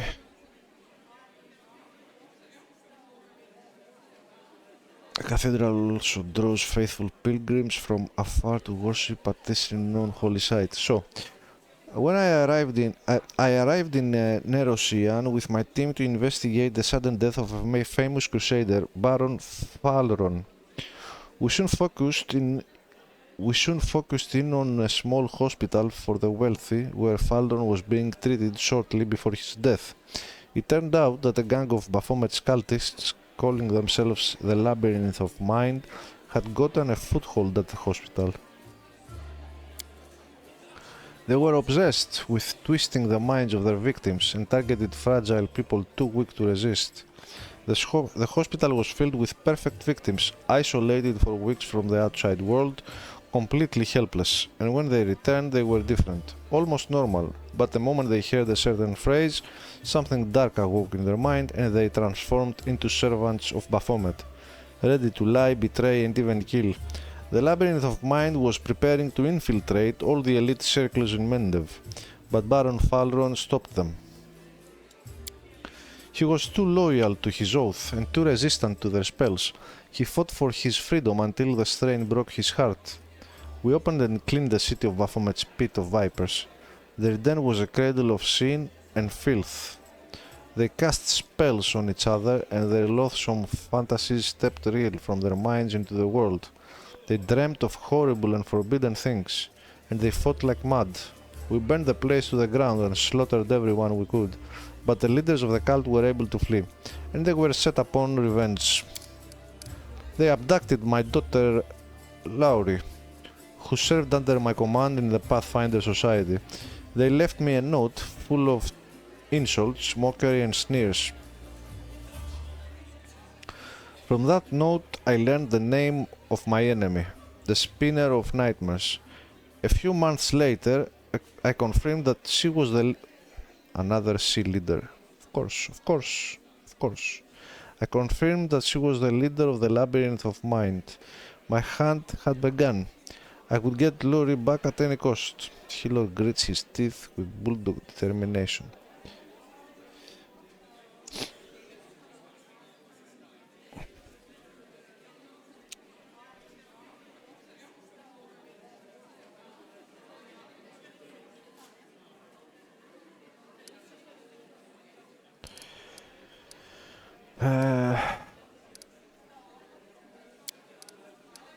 Want to know more about you? What exactly are you interested in? I'm a common Pathfinder. There are many others like me. Fate and my orders brought me to this land. How did you end up here? I was working on an assignment. Okay, we already talked about this. The Spinner of Nightmares. For the past 3 years I've been trying to save... he's trying to save his daughter. During this time I've become a specialist in scouting demon territory. I have even planted agents among the cultists.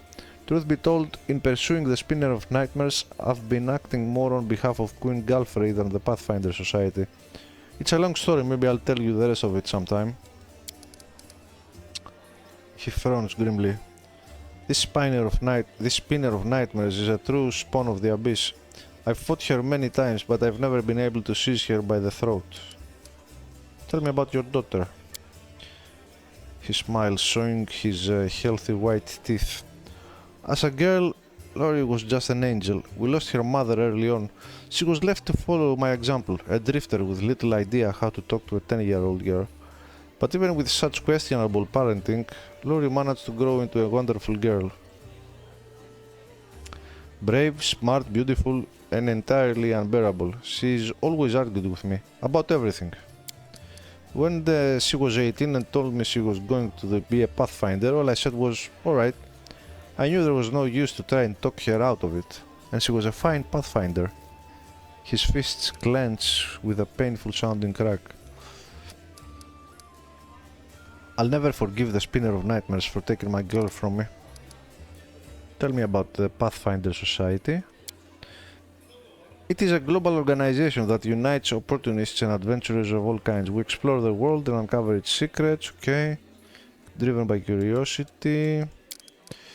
But in any case, it's hard work. They might send you anywhere on a mission. Weaklings have little place in the society. It's more for seasoned fighters. There are society lodges in many cities. The closest one is in Nerosian. They are each led by venture captains, lads like me. The Grand Lodge is in Absalom, the center of the world. Alright. The Decemvirate sits there. I don't know what this word means. The Anonymous Council of our leaders. Okay. My companions and I need good training. Ah, this is respect. I will get a great mentor from Absalom for the first few times. He'll train your fighters free of charge. Uh-huh. Okay, this is the respect. And we can have mercenaries here. 2,000 each. Alright. That's done. Scylla, my beloved. Scylla smiles at you warmly. Hey there! During that march through the dungeon, we never got the chance to exchange a proper greeting. It's high time I shake your hand. Okay, I will shake your hand. Irabeth said your friend Yana Aldor is missing. Do you know where we should look for her? Irabeth is worried about her fighters. I understand that. I wanted to look for Yana myself, so I didn't distract you. But since you are in this too, I could use some help. Yana and I met in Ganabres a few days ago and just hit it off. We went drinking together. We went to that unforgettable celebration together too. But we got separated in the crowd, so we should start looking from the main square. That's where I last saw her. Scylla frowns. Yana's a good fighter. Even if she's green, she couldn't have become an Aldori otherwise. I hope that means she's alright.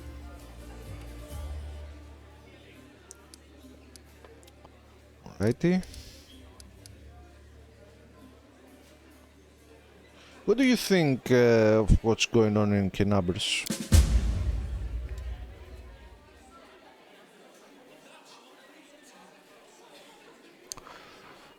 It's complete chaos. It's lucky we are here to handle it, right? She smiles brightly. Then she gives you a worried look. Does the way I talk bother you? I know I can seem blasé.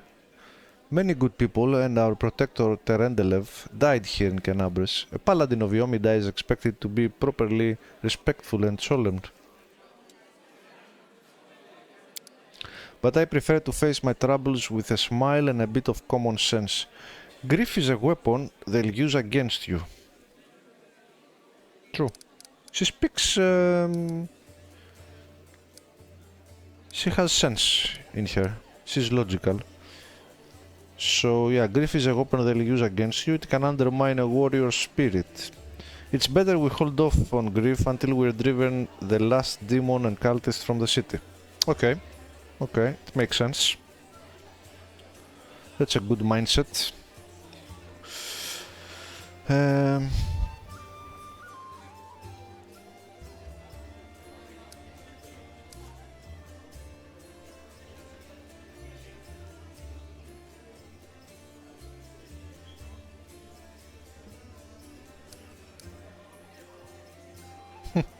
I'm not bothered by how you talk. But what matters is how you fight. Not entirely true. Not entirely true. I am bothered by how people talk. My character, not me, not me. I mean, look at it this way, right? When you, let's say you have a business and you are looking to hire someone. He can be exceptional at his work, at his line of work. He can be an expert, but he can also be a prick. Usually I wouldn't tolerate a prick, even if he was an expert. Unless I didn't have any other options. I would take in a person that is kind and has manners, with good manners, and be a bit less efficient than a super good at his job prick. You know what I mean?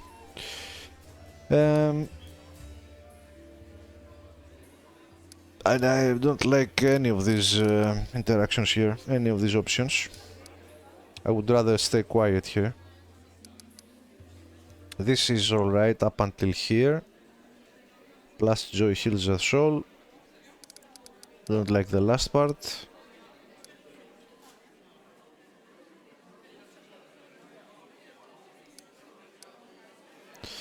And if I say this, she's gonna tell me that now it's not the time to mourn, I suppose. Let's go with this, even though I don't agree. I'm not bothered by how you talk. What matters is how you fight. It's sad though when in a game like this, that not forces you, but it doesn't force you to read, but there are like paragraphs upon paragraphs upon paragraphs of reading that it can't. Why can't you give me like 2-3 more options, bro? Is it so hard? Just give me an option to stay fucking quiet. Why? Why do you force me in only 3 answers? This is not 1995 anymore. Games back then were forced to give just a couple of options because there wasn't enough RAM memory, you know? And there were technical limitations. Now, give me a page here of... give me 10 options to answer. Even in trivial stuff like this. It's a role-playing game. Role-playing. Let me roleplay. So far the game doesn't let me roleplay. The options that gives you are very poor. Whatever. But you see what I mean? Like when I'm whatever and I pick something that I don't want to say, I'm losing interest. Now you are talking sense. Well, you can trust in my sword. Okay. Is fighting demons all you want, or are you looking for something more? How about covering myself in glory and becoming the hero of 100 ballads?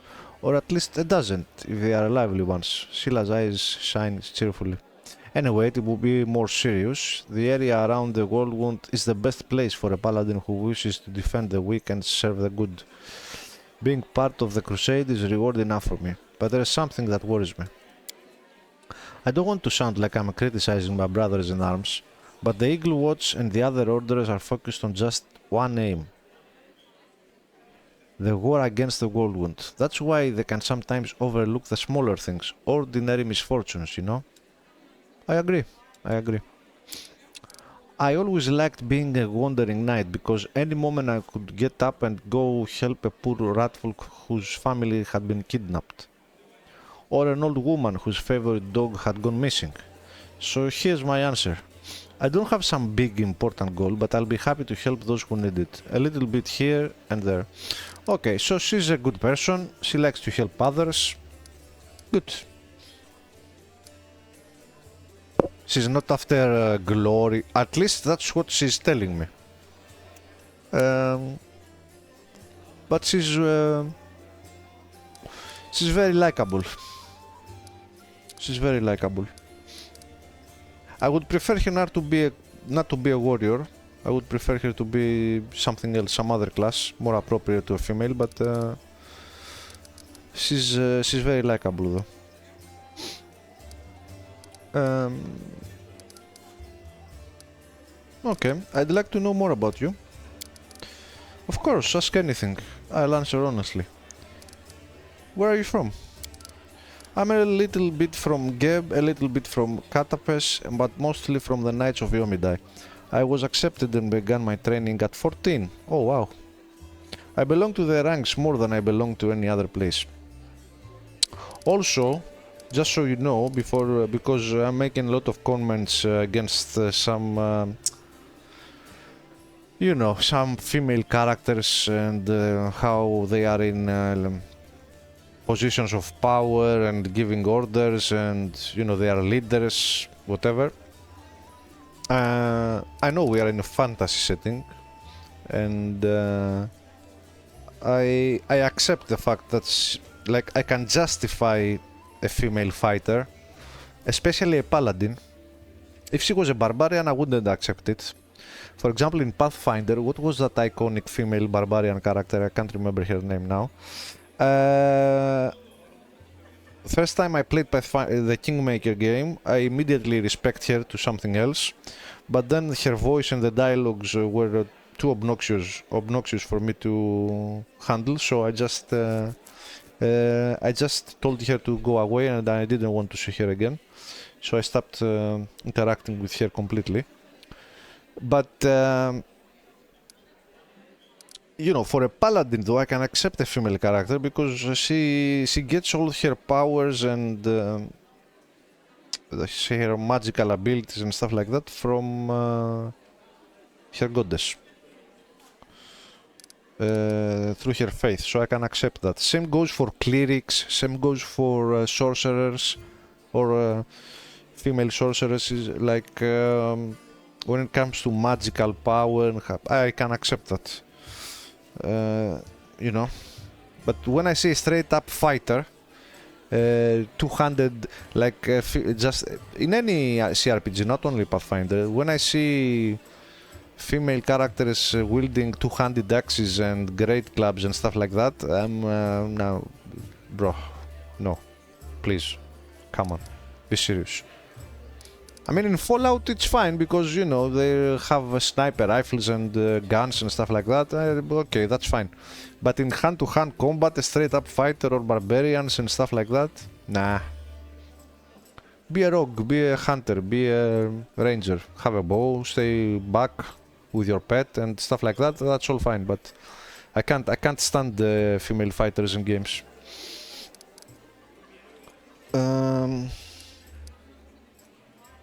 The most I can do is a rogue with backstabbing and stuff like that. Anyway, enough of that. You might dislike what I'm saying, but it's alright, it's just my opinion. You've come to Mendev by a long road, haven't you? A very long one. Scylla looks at you cheerfully. A traveler is expected to have amusing stories. Unfortunately, I have only 3 tales of any interest, and I'd like to save them for our next feast. Otherwise, I won't have anything to show for myself when it's time to start bragging. And that just won't do. Especially since I'll win the night with my cautionary tale of a battle with chupacabras.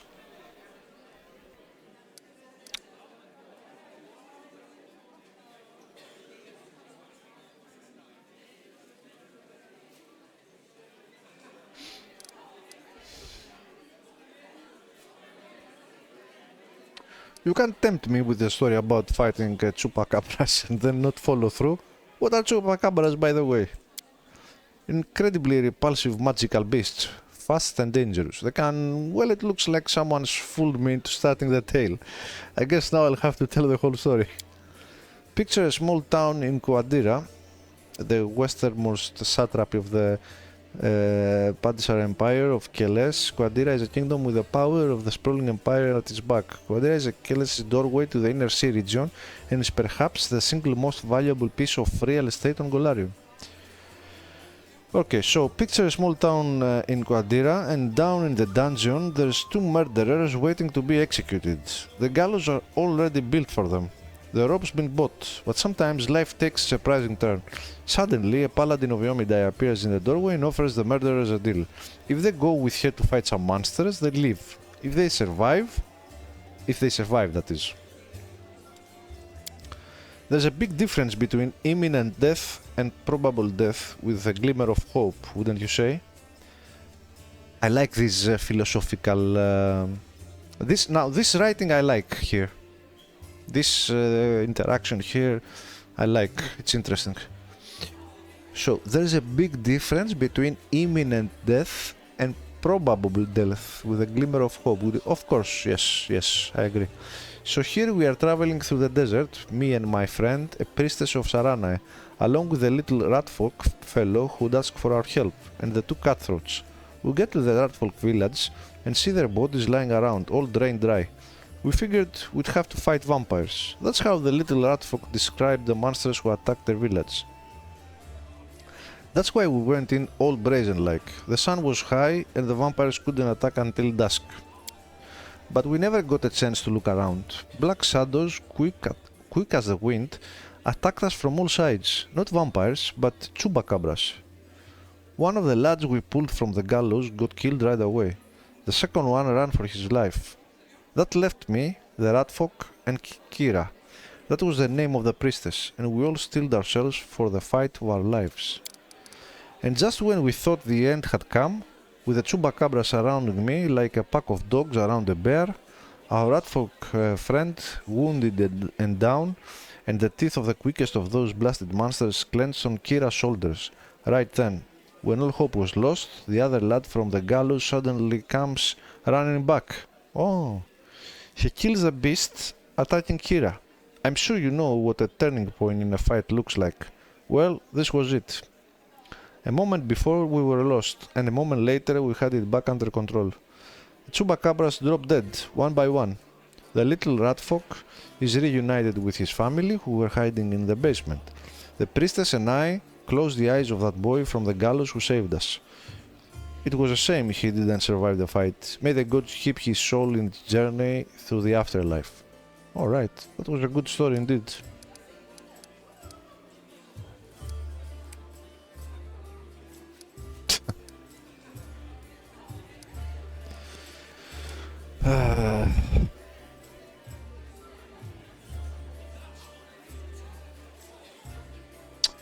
Your savior was a fool, he could easily have fled. I mean, the thought crossed my mind, but I'm not gonna tell this to my companion. And this option is nice too. That's a good story. He could have died in disgrace on the gallows, but instead he died a hero. Yeah, but there's a third option.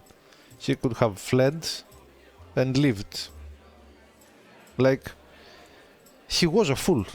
Now, okay, sorry guys, but you know, when I play these games, one reason that I decided to play this game and record the interactions and in general with RPGs, it's because, you know, in situations like this, I want to express my thoughts to you as well, how I see things. So imagine you are imprisoned and you are about to be executed, right? And they offer you the sum of the story is this one. You are in a prison, waiting to be executed for some crime, whatever, we don't care. So they give you an option. Come with us to fight those monsters, otherwise you get hanged in the morning. Okay, so let's go. Maybe we'll live through it. Remember, these two people, these two convicts that she took with her, didn't know her, didn't like her, didn't have any affiliations with her. They were just convicts waiting to be executed. So why this dude risked his life to help complete strangers?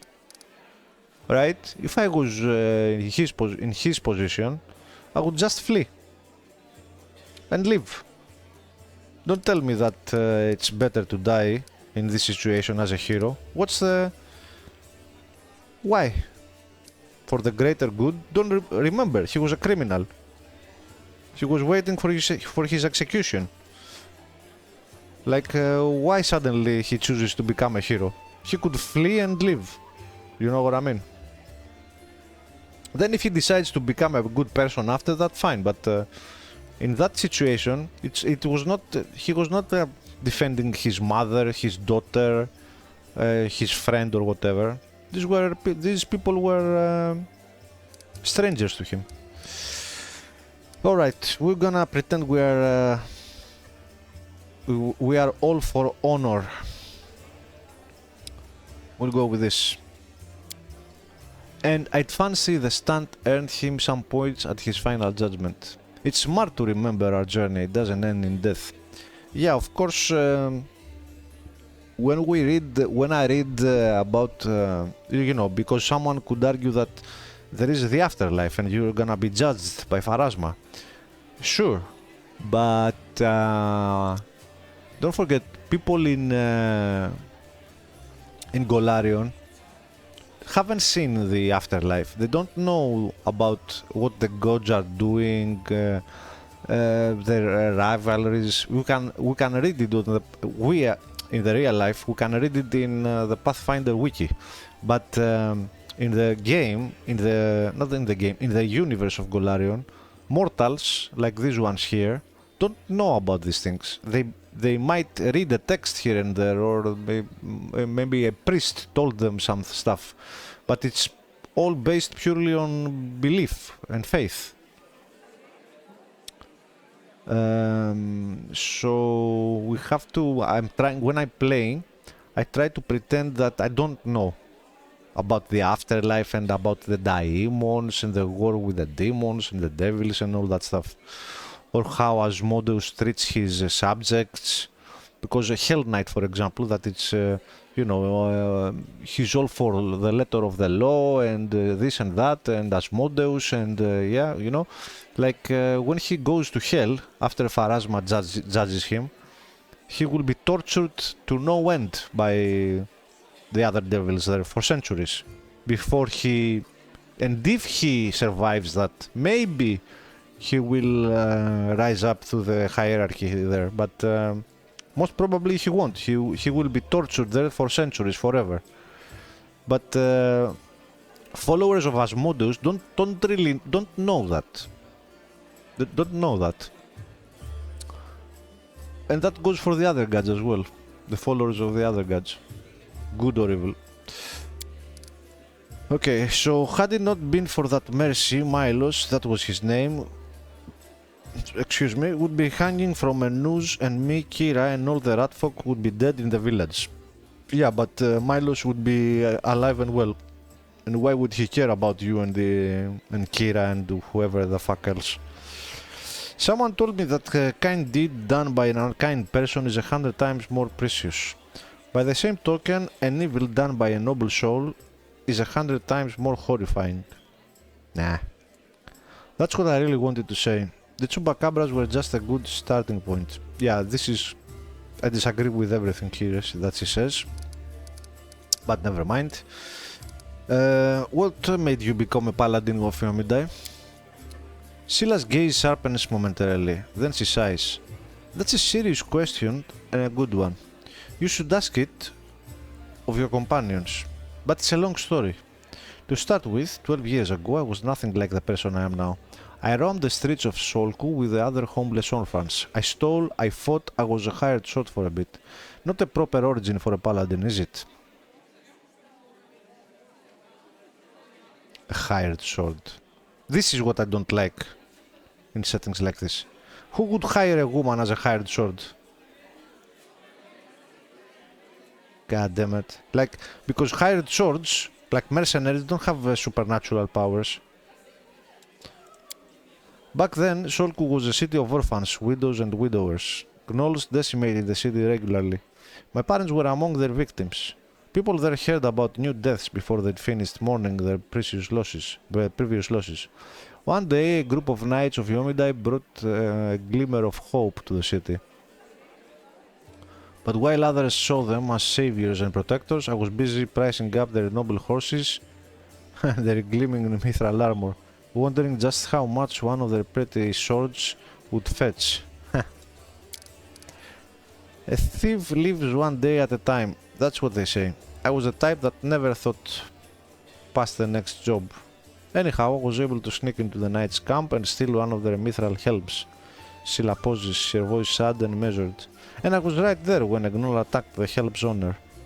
Asemi was her name and dealt a blow to her unprotected head. A gnoll like all those others, she'd fiercely driven from the gates of Solku. That one blow was fatal, but who was really to blame for her death, the gnoll attacker or the young thief named Scylla? Again, this is a nice little story here. I like these little stories that make you think that she was a thief, these knights were trying to help the city, from what I understand. She was a thief trying to survive. She stole his or her helmet, the knight's helmet. Then the gnolls attack, and that knight didn't have a helmet or something like that, and the knight died.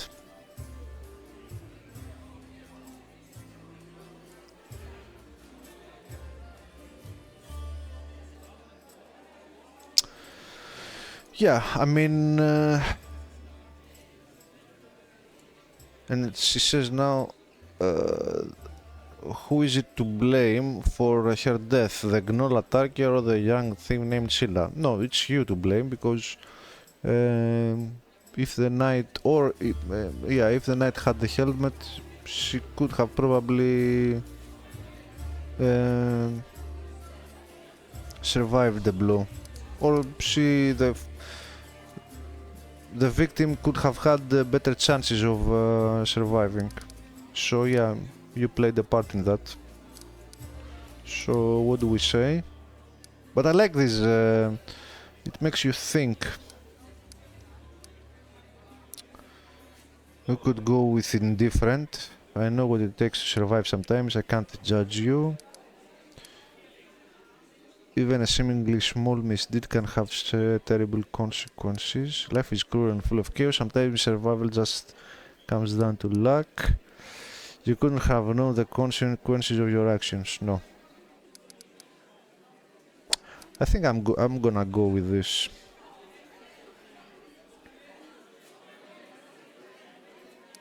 I mean, she was a professional thief. What are you gonna do? It is what it is. It was a bad... like shit happens.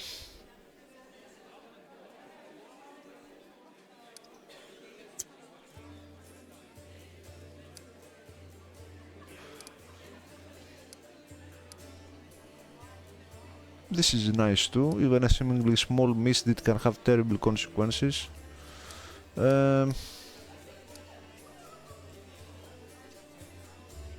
All these three answers are good.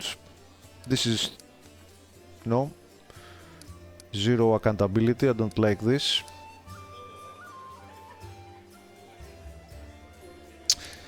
Still, all these three answers are very general.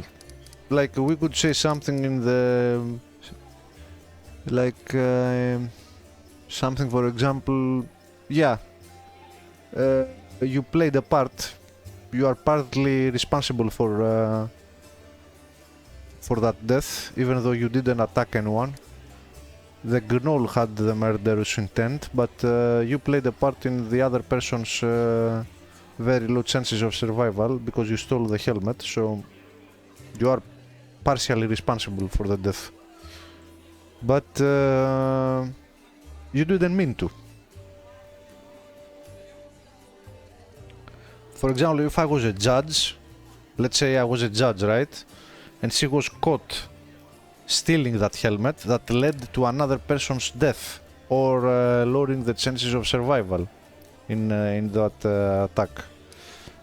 I would throw her to jail. Not for a long time though.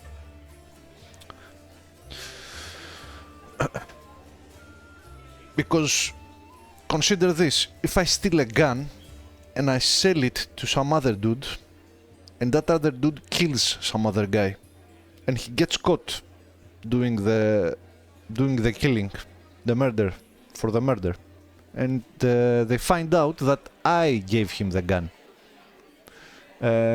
He should go away for life because he's a murderer, but I should go to prison as well because I sold him the gun that he committed the murder with. You know what I mean? So I'm an accomplice in some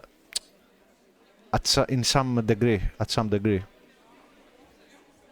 Even though my intention was not to kill anyone, the weapon that actually was used to commit the murder was I provided the weapon, so I'm pretty sure I would get penalized if I got judged for something like that, and I would go to prison for some years maybe.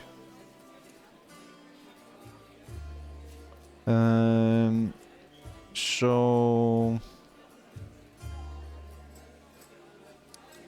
I will go with this because I can't judge you. I generally don't like this. I never use this in my life. I never use this. I can't judge you. I can't judge anyone, and I'm being judged by everyone else, so we all judge each other. Even a seemingly small misdeed can have terrible consequences. Yes, you are right 1,000 times over. I hate to say it, but I just didn't see it back then. And if I had never got that lesson, my eyes would probably never have been opened. Who knows what would have happened to me if it wasn't for Asimi and her bravery and her death.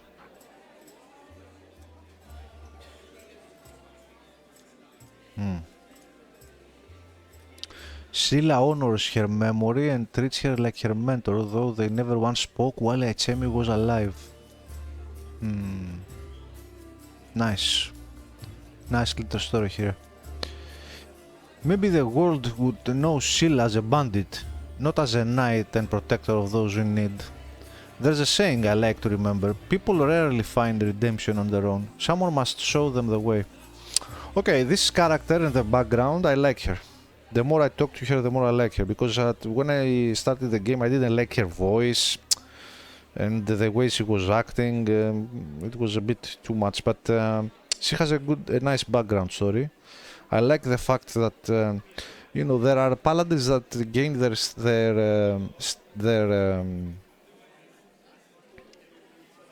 abilities, their magical abilities and stuff like that because of their faith, but in the rules, I think the rules or the lore, I've read that there are other paladins that gain their it's not that it's just that they follow a god and through their faith they gain their powers. It's from a personal code they have, because no one forced her to become a good person. She realized that what happened there and Achemi died because of her, partially. She couldn't live with herself after that. It was in her conscience. She didn't feel good about herself. It felt like shit, the situation. So she promised to herself and to honor the death of this knight here, this paladin, that she would become a good person and will try to do good from now on. It's a personal code, you know. So I like this. Very nice.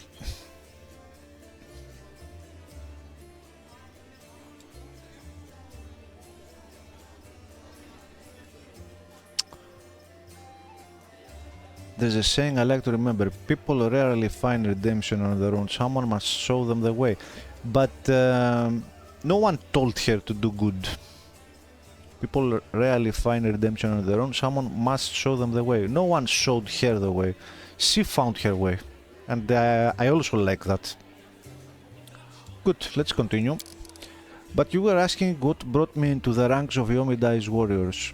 We all choose the paladin's path for our own reasons. Some are guided by nobility of spirit, some by a desire to fight injustice. I became who I am through penance and a debt unpaid. The day Achemi died protecting my city, I wanted to kill myself for the terrible guilt I felt. There you go, yeah.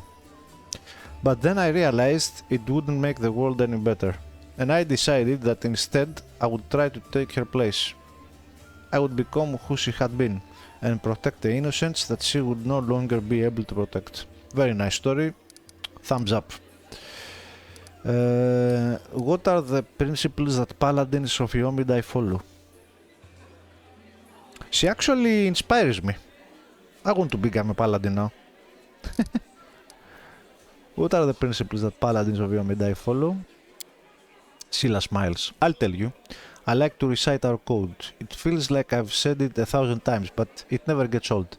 There is strength in these words. After a pause, she begins, her voice slow and meditative. I will learn the way of my sword. Without my heart to guide it, it is worthless. My strength is not in my sword, but in my heart. If I lose my sword, I have lost a tool. If I betray my heart, I have died. Wow, that's deep. That's deep. I'm not kidding. I really like this. And I will read it again because I want to think about this. I understand it, but my strength is not my sword, but in my heart. If I lose my sword, I have lost a tool. If I betray my heart, I have died. Yeah, it's the personal code. These are very, very nice, very nice.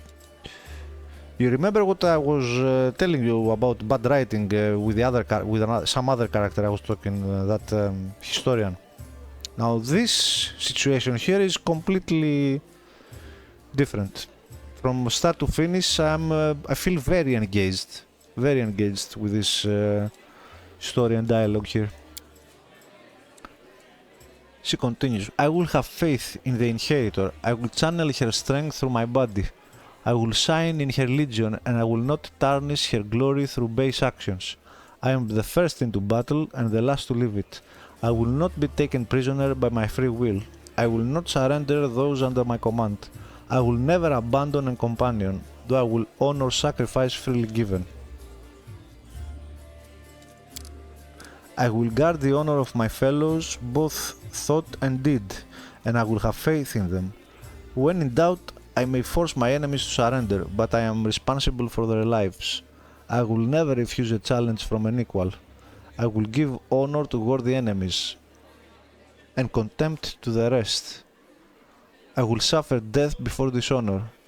I will be temperate in my actions and moderate in my behavior. I will strive to emulate Iomidai's perfection. Nice.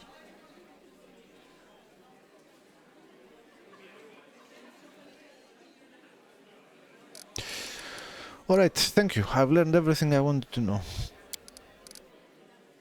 I hope I didn't bore you. No, on the contrary. That was very interesting. That was a good talk. Ask me something else if you like. Alright, you are a very good person, very interesting, so I think you should go our separate ways. Because I'm not like you. No, kidding. Thank you for speaking with me. Until next time. See you.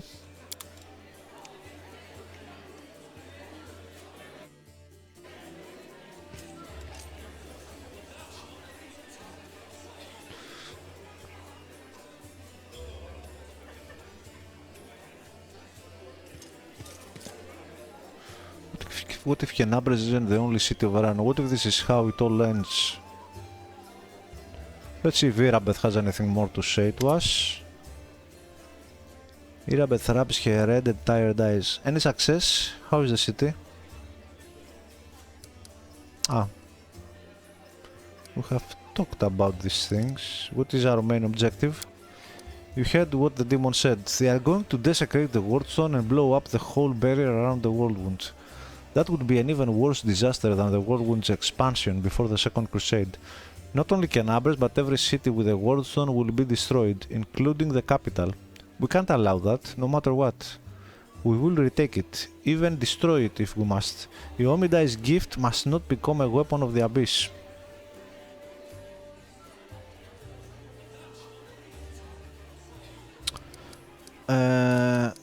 Is this the same conversations? No, I don't think so. Huh? Yeah, kinda. Because I see the text is not...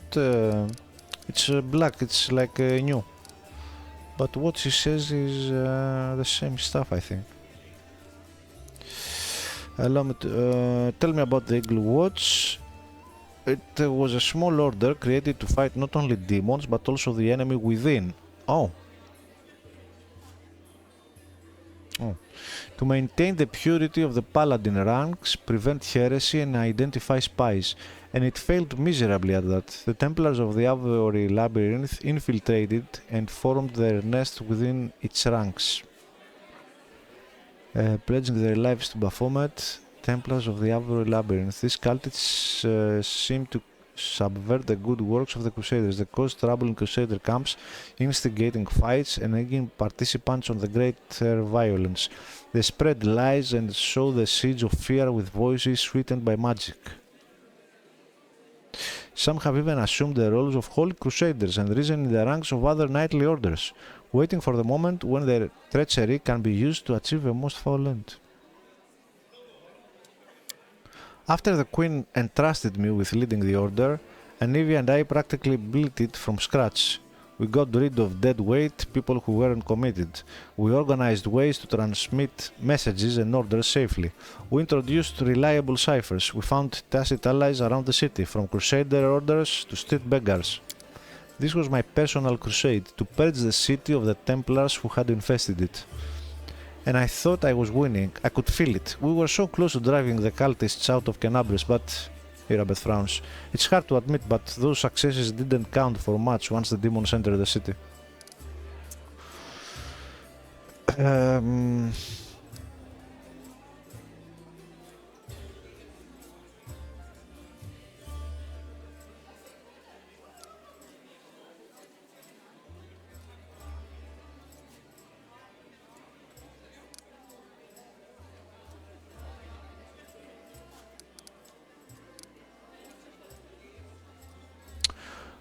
Yeah. On the contrary, if it wasn't for you, there wouldn't be a headquarters at the Defender's Heart. The cultists would have served up the city on a platter to the demons. The lines on Irabeth's forehead soften. Yes, that's true. It's a good thing we achieved something. Thank you. Alright. Allow me to ask a few personal questions. Frowning a little, Irabeth nods. Please, but I must warn you, there are some things I don't have the right to discuss. Where are you from? I was born in Kenabres. I grew up on a farm just outside it, but my way back home lay at the end of a long and winding road. It took me years of traveling through foreign lands before I came to be where I've always belonged. How did you become a paladin? A bitter smile appears on the half-orc's face. I don't much like to remember it. Believe it or not, the story of how I became a paladin is also the story of how I failed to become a knight. My parents were crusaders. May their souls stand together in Omidai's celestial army. When I was born, they retired from the war and started preparing me to continue their legacy.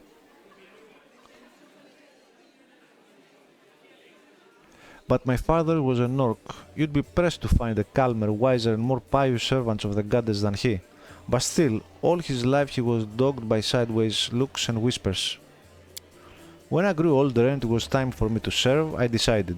Anywhere but Kenabres. That was where my father had served loyally and his only reward had been injustice. Besides, the witch hunters, led by the honorable prelate Halrun, stalked the city with a heavy hand. Who knows what they would have done to a strange girl with green skin. Instead, I went to... A smirk that looks more like a painful grimace crosses your face. You can laugh if you want, but I was young and foolish. I chose Lastwall of all places. You can imagine how well I was accepted in a country that's been battling the orcs of Belsken since its foundation. While orcs can be found throughout Golarion, nowhere else are they as plentiful or live in as densely populated settlements as in the hold of Belsken. Belsken is an unforgiving wasteland filled with shrub, brush, steep mountains and uneven badlands, where water is scarce and generally limited to the seasonal floodrod.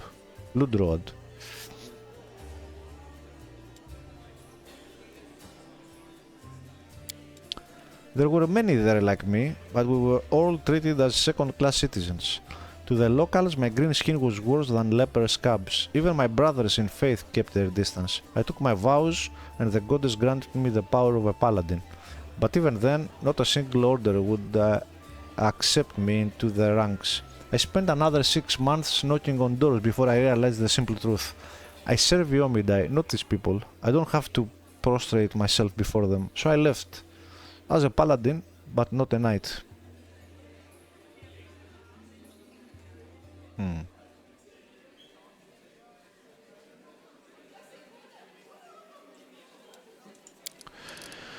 It's probably hard for you as human to imagine what it's like when the very color of your skin and the fangs in your mouth make people in the street turn on their heel to avoid you. I mean, no offense, of course.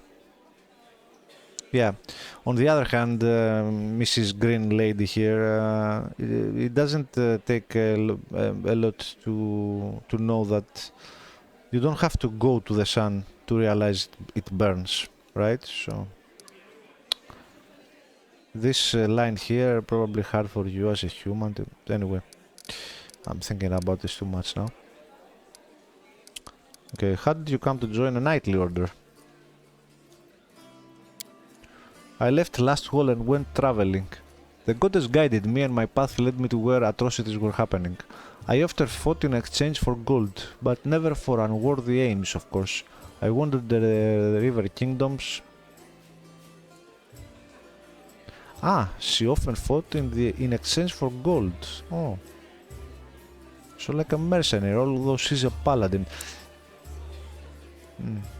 I mean, she has to eat somehow. I wandered the river kingdoms for a few years, killing monsters and tracking down criminals. Sometimes I thought I was just wasting time, that my true place was in Kinabras. But I pushed those thoughts away. I didn't even want to think about going back. But in the end, divine providence had brought me to my senses. It happened in Timon. I was tracking a gang of bandits with which my employer suspected was a cover for Razmiran spies. The realm known as Razmiran was once just another turbulent, violent river kingdom, the Archduchy of Melkat, where leadership changed as often as the years. This ended in 4661 when the land was conquered by Razmir, a tyrant claiming to have ascended to godhood. Ah, I remember him from Kingmaker. I managed to find their lair, but inside I found something far more dangerous than spies, an unholy temple to Zon Kuthon. When I broke in there, the cultists were about to sacrifice someone. The person who was destined to become my wife, Anivia. Ah, yeah, Anivia told me all about this. But that's another story. Yeah. After I cut down the cultists, I examined their papers and couldn't believe my eyes. A network of evil cults had spread through all of Avistan, including Mendev. Worse, the documents clearly showed that the realized the Templars of the Ivory Labyrinth had infested my native Kenabres and were even among the ranks of the Paladins. After that, delaying my homecoming would be tantamount to desertion. Luckily, I was no longer alone. Anivia was eager to destroy the cultists as I was.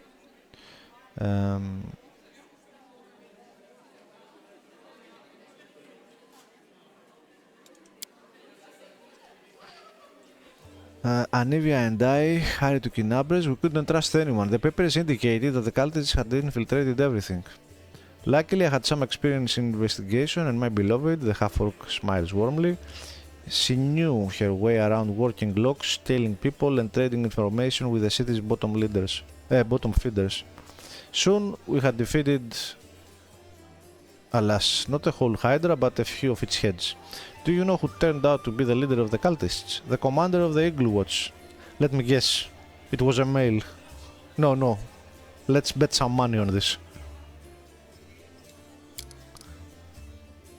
Can you imagine? While Prelate Halun was chasing witches through the city, the enemy had infiltrated the very order responsible for internal security. The scandal reached the ears of the Queen. At first, she planned to disband the orders in disgrace, but then she offered its command to me and put its salvation in my hands. Of course, there was one small catch. I wasn't a knight, but I was made commander just the same, skipping the usual progression through the ranks.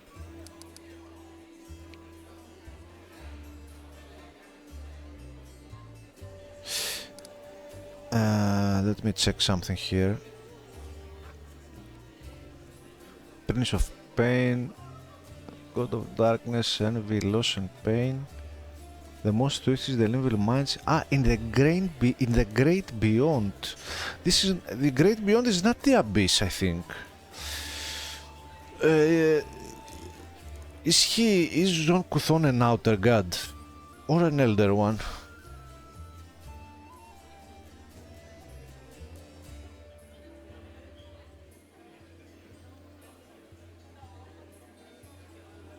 Yeah, I think he's more the outer god. If he's an outer god, he's very, very powerful. More than demon lords, a lot more than demon lords.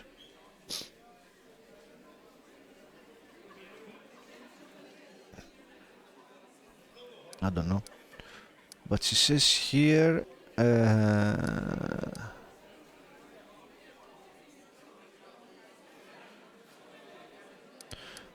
I can't imagine the follower of Jean Couthon alliance with demon worshippers. Yeah, he's not a demon. I think he's an outer god. An evil outer god. Shouldn't they hate each other? The demons and the Jean Couthon. They should. But Baphomet's minions are masters of deception. They manipulate Jean Couthon's butchers as eagerly as Yomida's knights. The cultists from that unholy temple didn't know the true face of their associates in Canabras. We ourselves learned the truth much later, after getting to the bottom of their nest. How do the people of Canabras feel about your background? They tolerated it surprisingly well. I shouldn't have been so wary. Crusaders don't tend to be prejudiced as a rule. After all, heroes from all over the world, even from other continents, come here to fight the demons. Apparently the people were only suspicious of full-blooded orcs. There were already many like me here, and we don't have any problems. Though the locals do have their superstitions. Medivh is as merciless as Lastwall. They just have a different set of victims. I kept seeing those same sideways looks and skulls, hearing the familiar whispers, but where once they used to whisper behind my back and point at me, now they whisper in my ear and point at someone else. It's so strange to be on the other side of humiliation, to wipe the spit from your face and suddenly be invited to change position and spit at someone else. You people are never satisfied with anything. You must have figured out by now that I'm talking about tieflings. It's true, there are many of them among the cultists and few among our crusaders.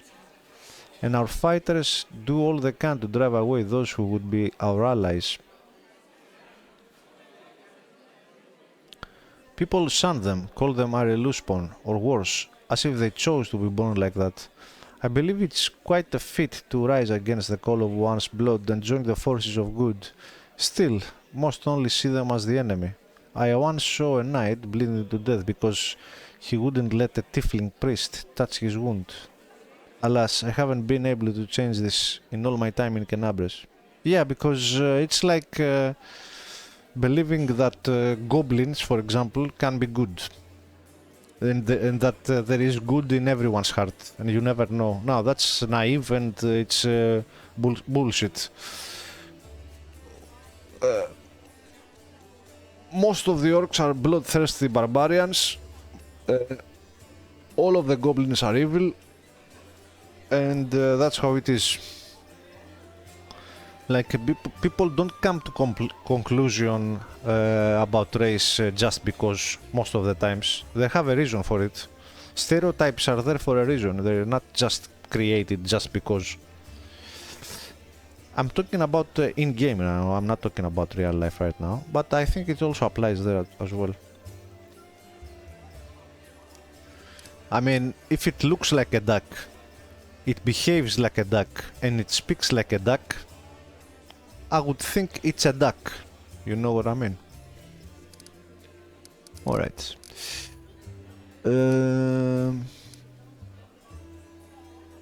Tell me about Anivia.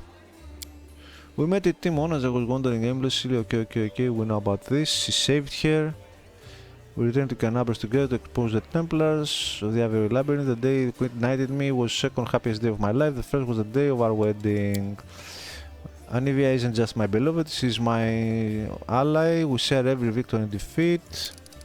Thank you for saving me. Thank you for saving her back then. The day Canabras fell. Before her return, the only thing giving me the strength to protect the defender's heart was the hope that I'd see her again. We are in your debt. Okay. You're welcome. Thank you for your answers. I have to go. Alright, what do we have here? What is this? Loot? A book? Healer and the Spinner of Nightmares. It's what this dude, where is he? Oh, there's a book here about him. There's a book about him? What the fuck? Alright, no need to read this. When I come to situations like this with loot, I always think about, like, should I take it and sell it just for a few coins? I mean, it's some other person's office here, let's say. Am I allowed to take this book and go just sell it to the bartender here? I'm gonna roleplay it. I'm not gonna take the book. I'm allowed to read it, but I'm not gonna take it. I will respect the other person's office or belongings, let's say, even though the game... I wish the games didn't let you do that. Just take shit from other people. We talked to everyone here, huh?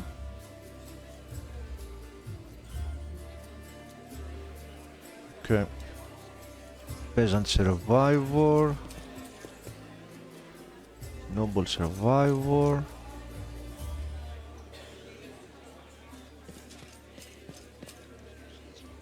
What's this? Okay, this I'll take because it's food and stuff, so we're gonna need it.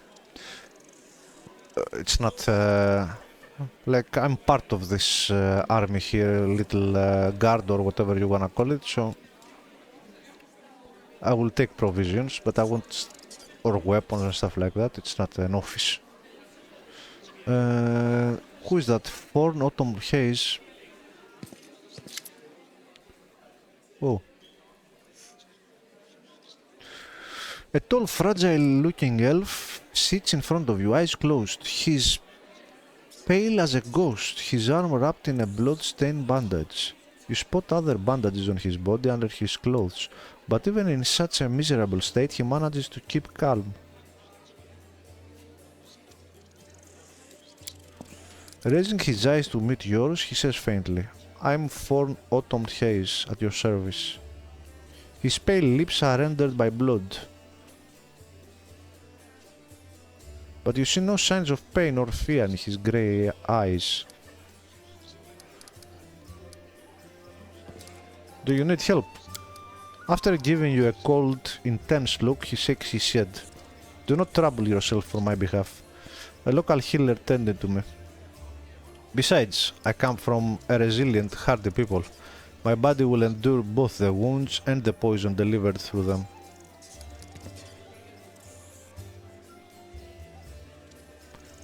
Who wounded you? A sinner and accomplice to demons. The quarry I'm hunting in this inhospitable place.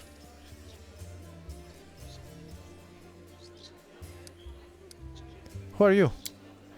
My name is Forn Autumn Haze. I've come here from Keonin, Elves, homeland of the elven race on Golarion. Keonin was almost completely evacuated by the elves just before the fall of the Starstone. They only recently, by elven standards, returned to Golarion to reclaim their ancient homeland and have become an isolationist realm, allowing few non-elven visitors into their mist-shrouded capital, Yadara. So I've come here from Keonin because I am a hunter and all minions of evil are my quarry. I won't say more than that, if you don't mind. We are strangers and of different races and cultures. I'd rather not tell you more than is necessary. Now, this right here I can respect, and I really wish more games did this with their characters, with their NPCs. Don't spill your guts like we just met. Don't tell me the story of your life, right? I like this. It should be, if it's an NPC that I will see again and again, or a potential companion or whatever, let him progressively talk to me and let him, let's know each other progressively as time passes. But unfortunately, many games, whenever you speak to an NPC, there are pages of exposition. Okay, I'm sorry, Vunk, you can trust me, I might be able to help you. After a brief pause, Thorn says, it would be impolite to refuse such a direct and friendly offer. Who is your quarry here in Mendev? I was hunting a fugitive, a Descarit by the name of Keilisa. Excuse me. It pains me to admit that there are heinous malefactors such as her among my noble kind.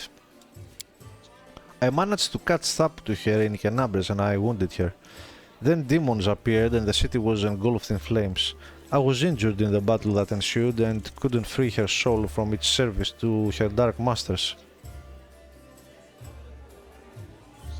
He expresses no anger or hatred as he speaks, only compassionate sorrow. I'm sorry for your misfortune. I hope things will turn out differently next time. He purses his lips. There is no need for pity. Our ancient kind is blessed with great longevity. We gain a deeper understanding of the world than other races, and we learn our lessons better than anyone. That goes for learning from our mistakes as well. I survived, which means I will be more prepared when next we meet. Nice. I'd like to know more about you. I won't hold anything back. Not who I am, why I made my way here, or who it is that I am pursuing. Other people tend to believe that identity is the sum of a person's actions and the events that happen to them. For them, I'm one of a long line of warriors of Kionin who, since his youth, has dedicated himself to hunting evil and injustice. For them, I am a successful and capable huntsman who has tracked down and slain a great many monsters. But I'm an elf, and for me my identity has a different meaning. It is shaped by the place where I was born, and that I love so deeply. I am shaped by what I find beautiful and what makes my heart quicken, by the fears that come to me in the dead of night, by the things I find so intolerable that at the sight of them my very core darkens and fills with poisons. Thus, to tell you who I am, I would require many days and much candor, which is more than you and I have at our disposal. Well said. Why did you choose to be a hunter of evil? Because I am the son of a noble and proud nation. We are sometimes criticized for our arrogance, but no one dares doubt our honor. When a crime is committed, we cannot turn a blind eye. If we were to abandon our obligation to oppose evil, if we were to surrender this obligation to other races, we would also relinquish our preeminence.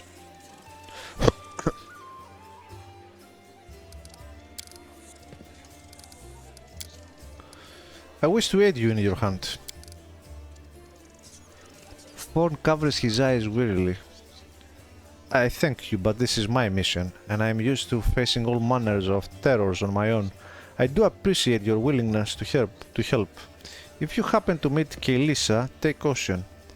She has turned many innocent souls to the path of evil, and darkness has rewarded her with many gifts. Her appearance alone will tell you that. It is warped. The agate skin, the malicious stare of her blood-red eyes, the bestial teeth. She's more monster than elf at this point. Oh, we're gonna lose this test, unfortunately. What does this Keilisa look like again? Failed. Her skin is dark, her hair preternaturally white. Her red eyes can see perfectly in the dark, which, to my dismay, I've come to know from experience. But bright light causes her kind pain. Oh, what is she, a vampire?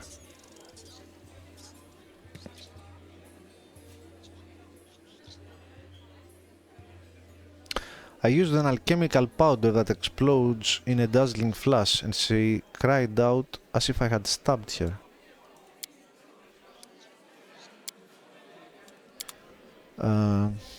What was that in the journal?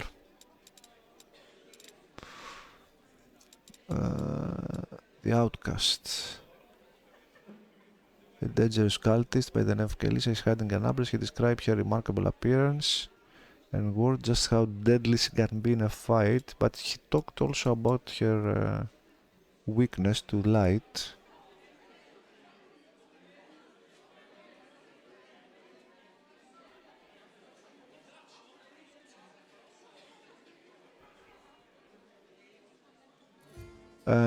It doesn't say here anything about that weakness, because I was thinking maybe I should look for something to buy, a spell that makes light or something, a scroll or whatever. We'll see. Because I will forget if that plays any part in the fight against her. Maybe I should write it down, huh?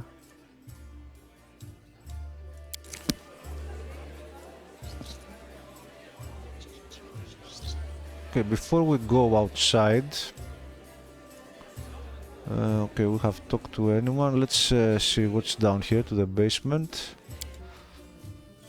Let's... Oh, what do we have here?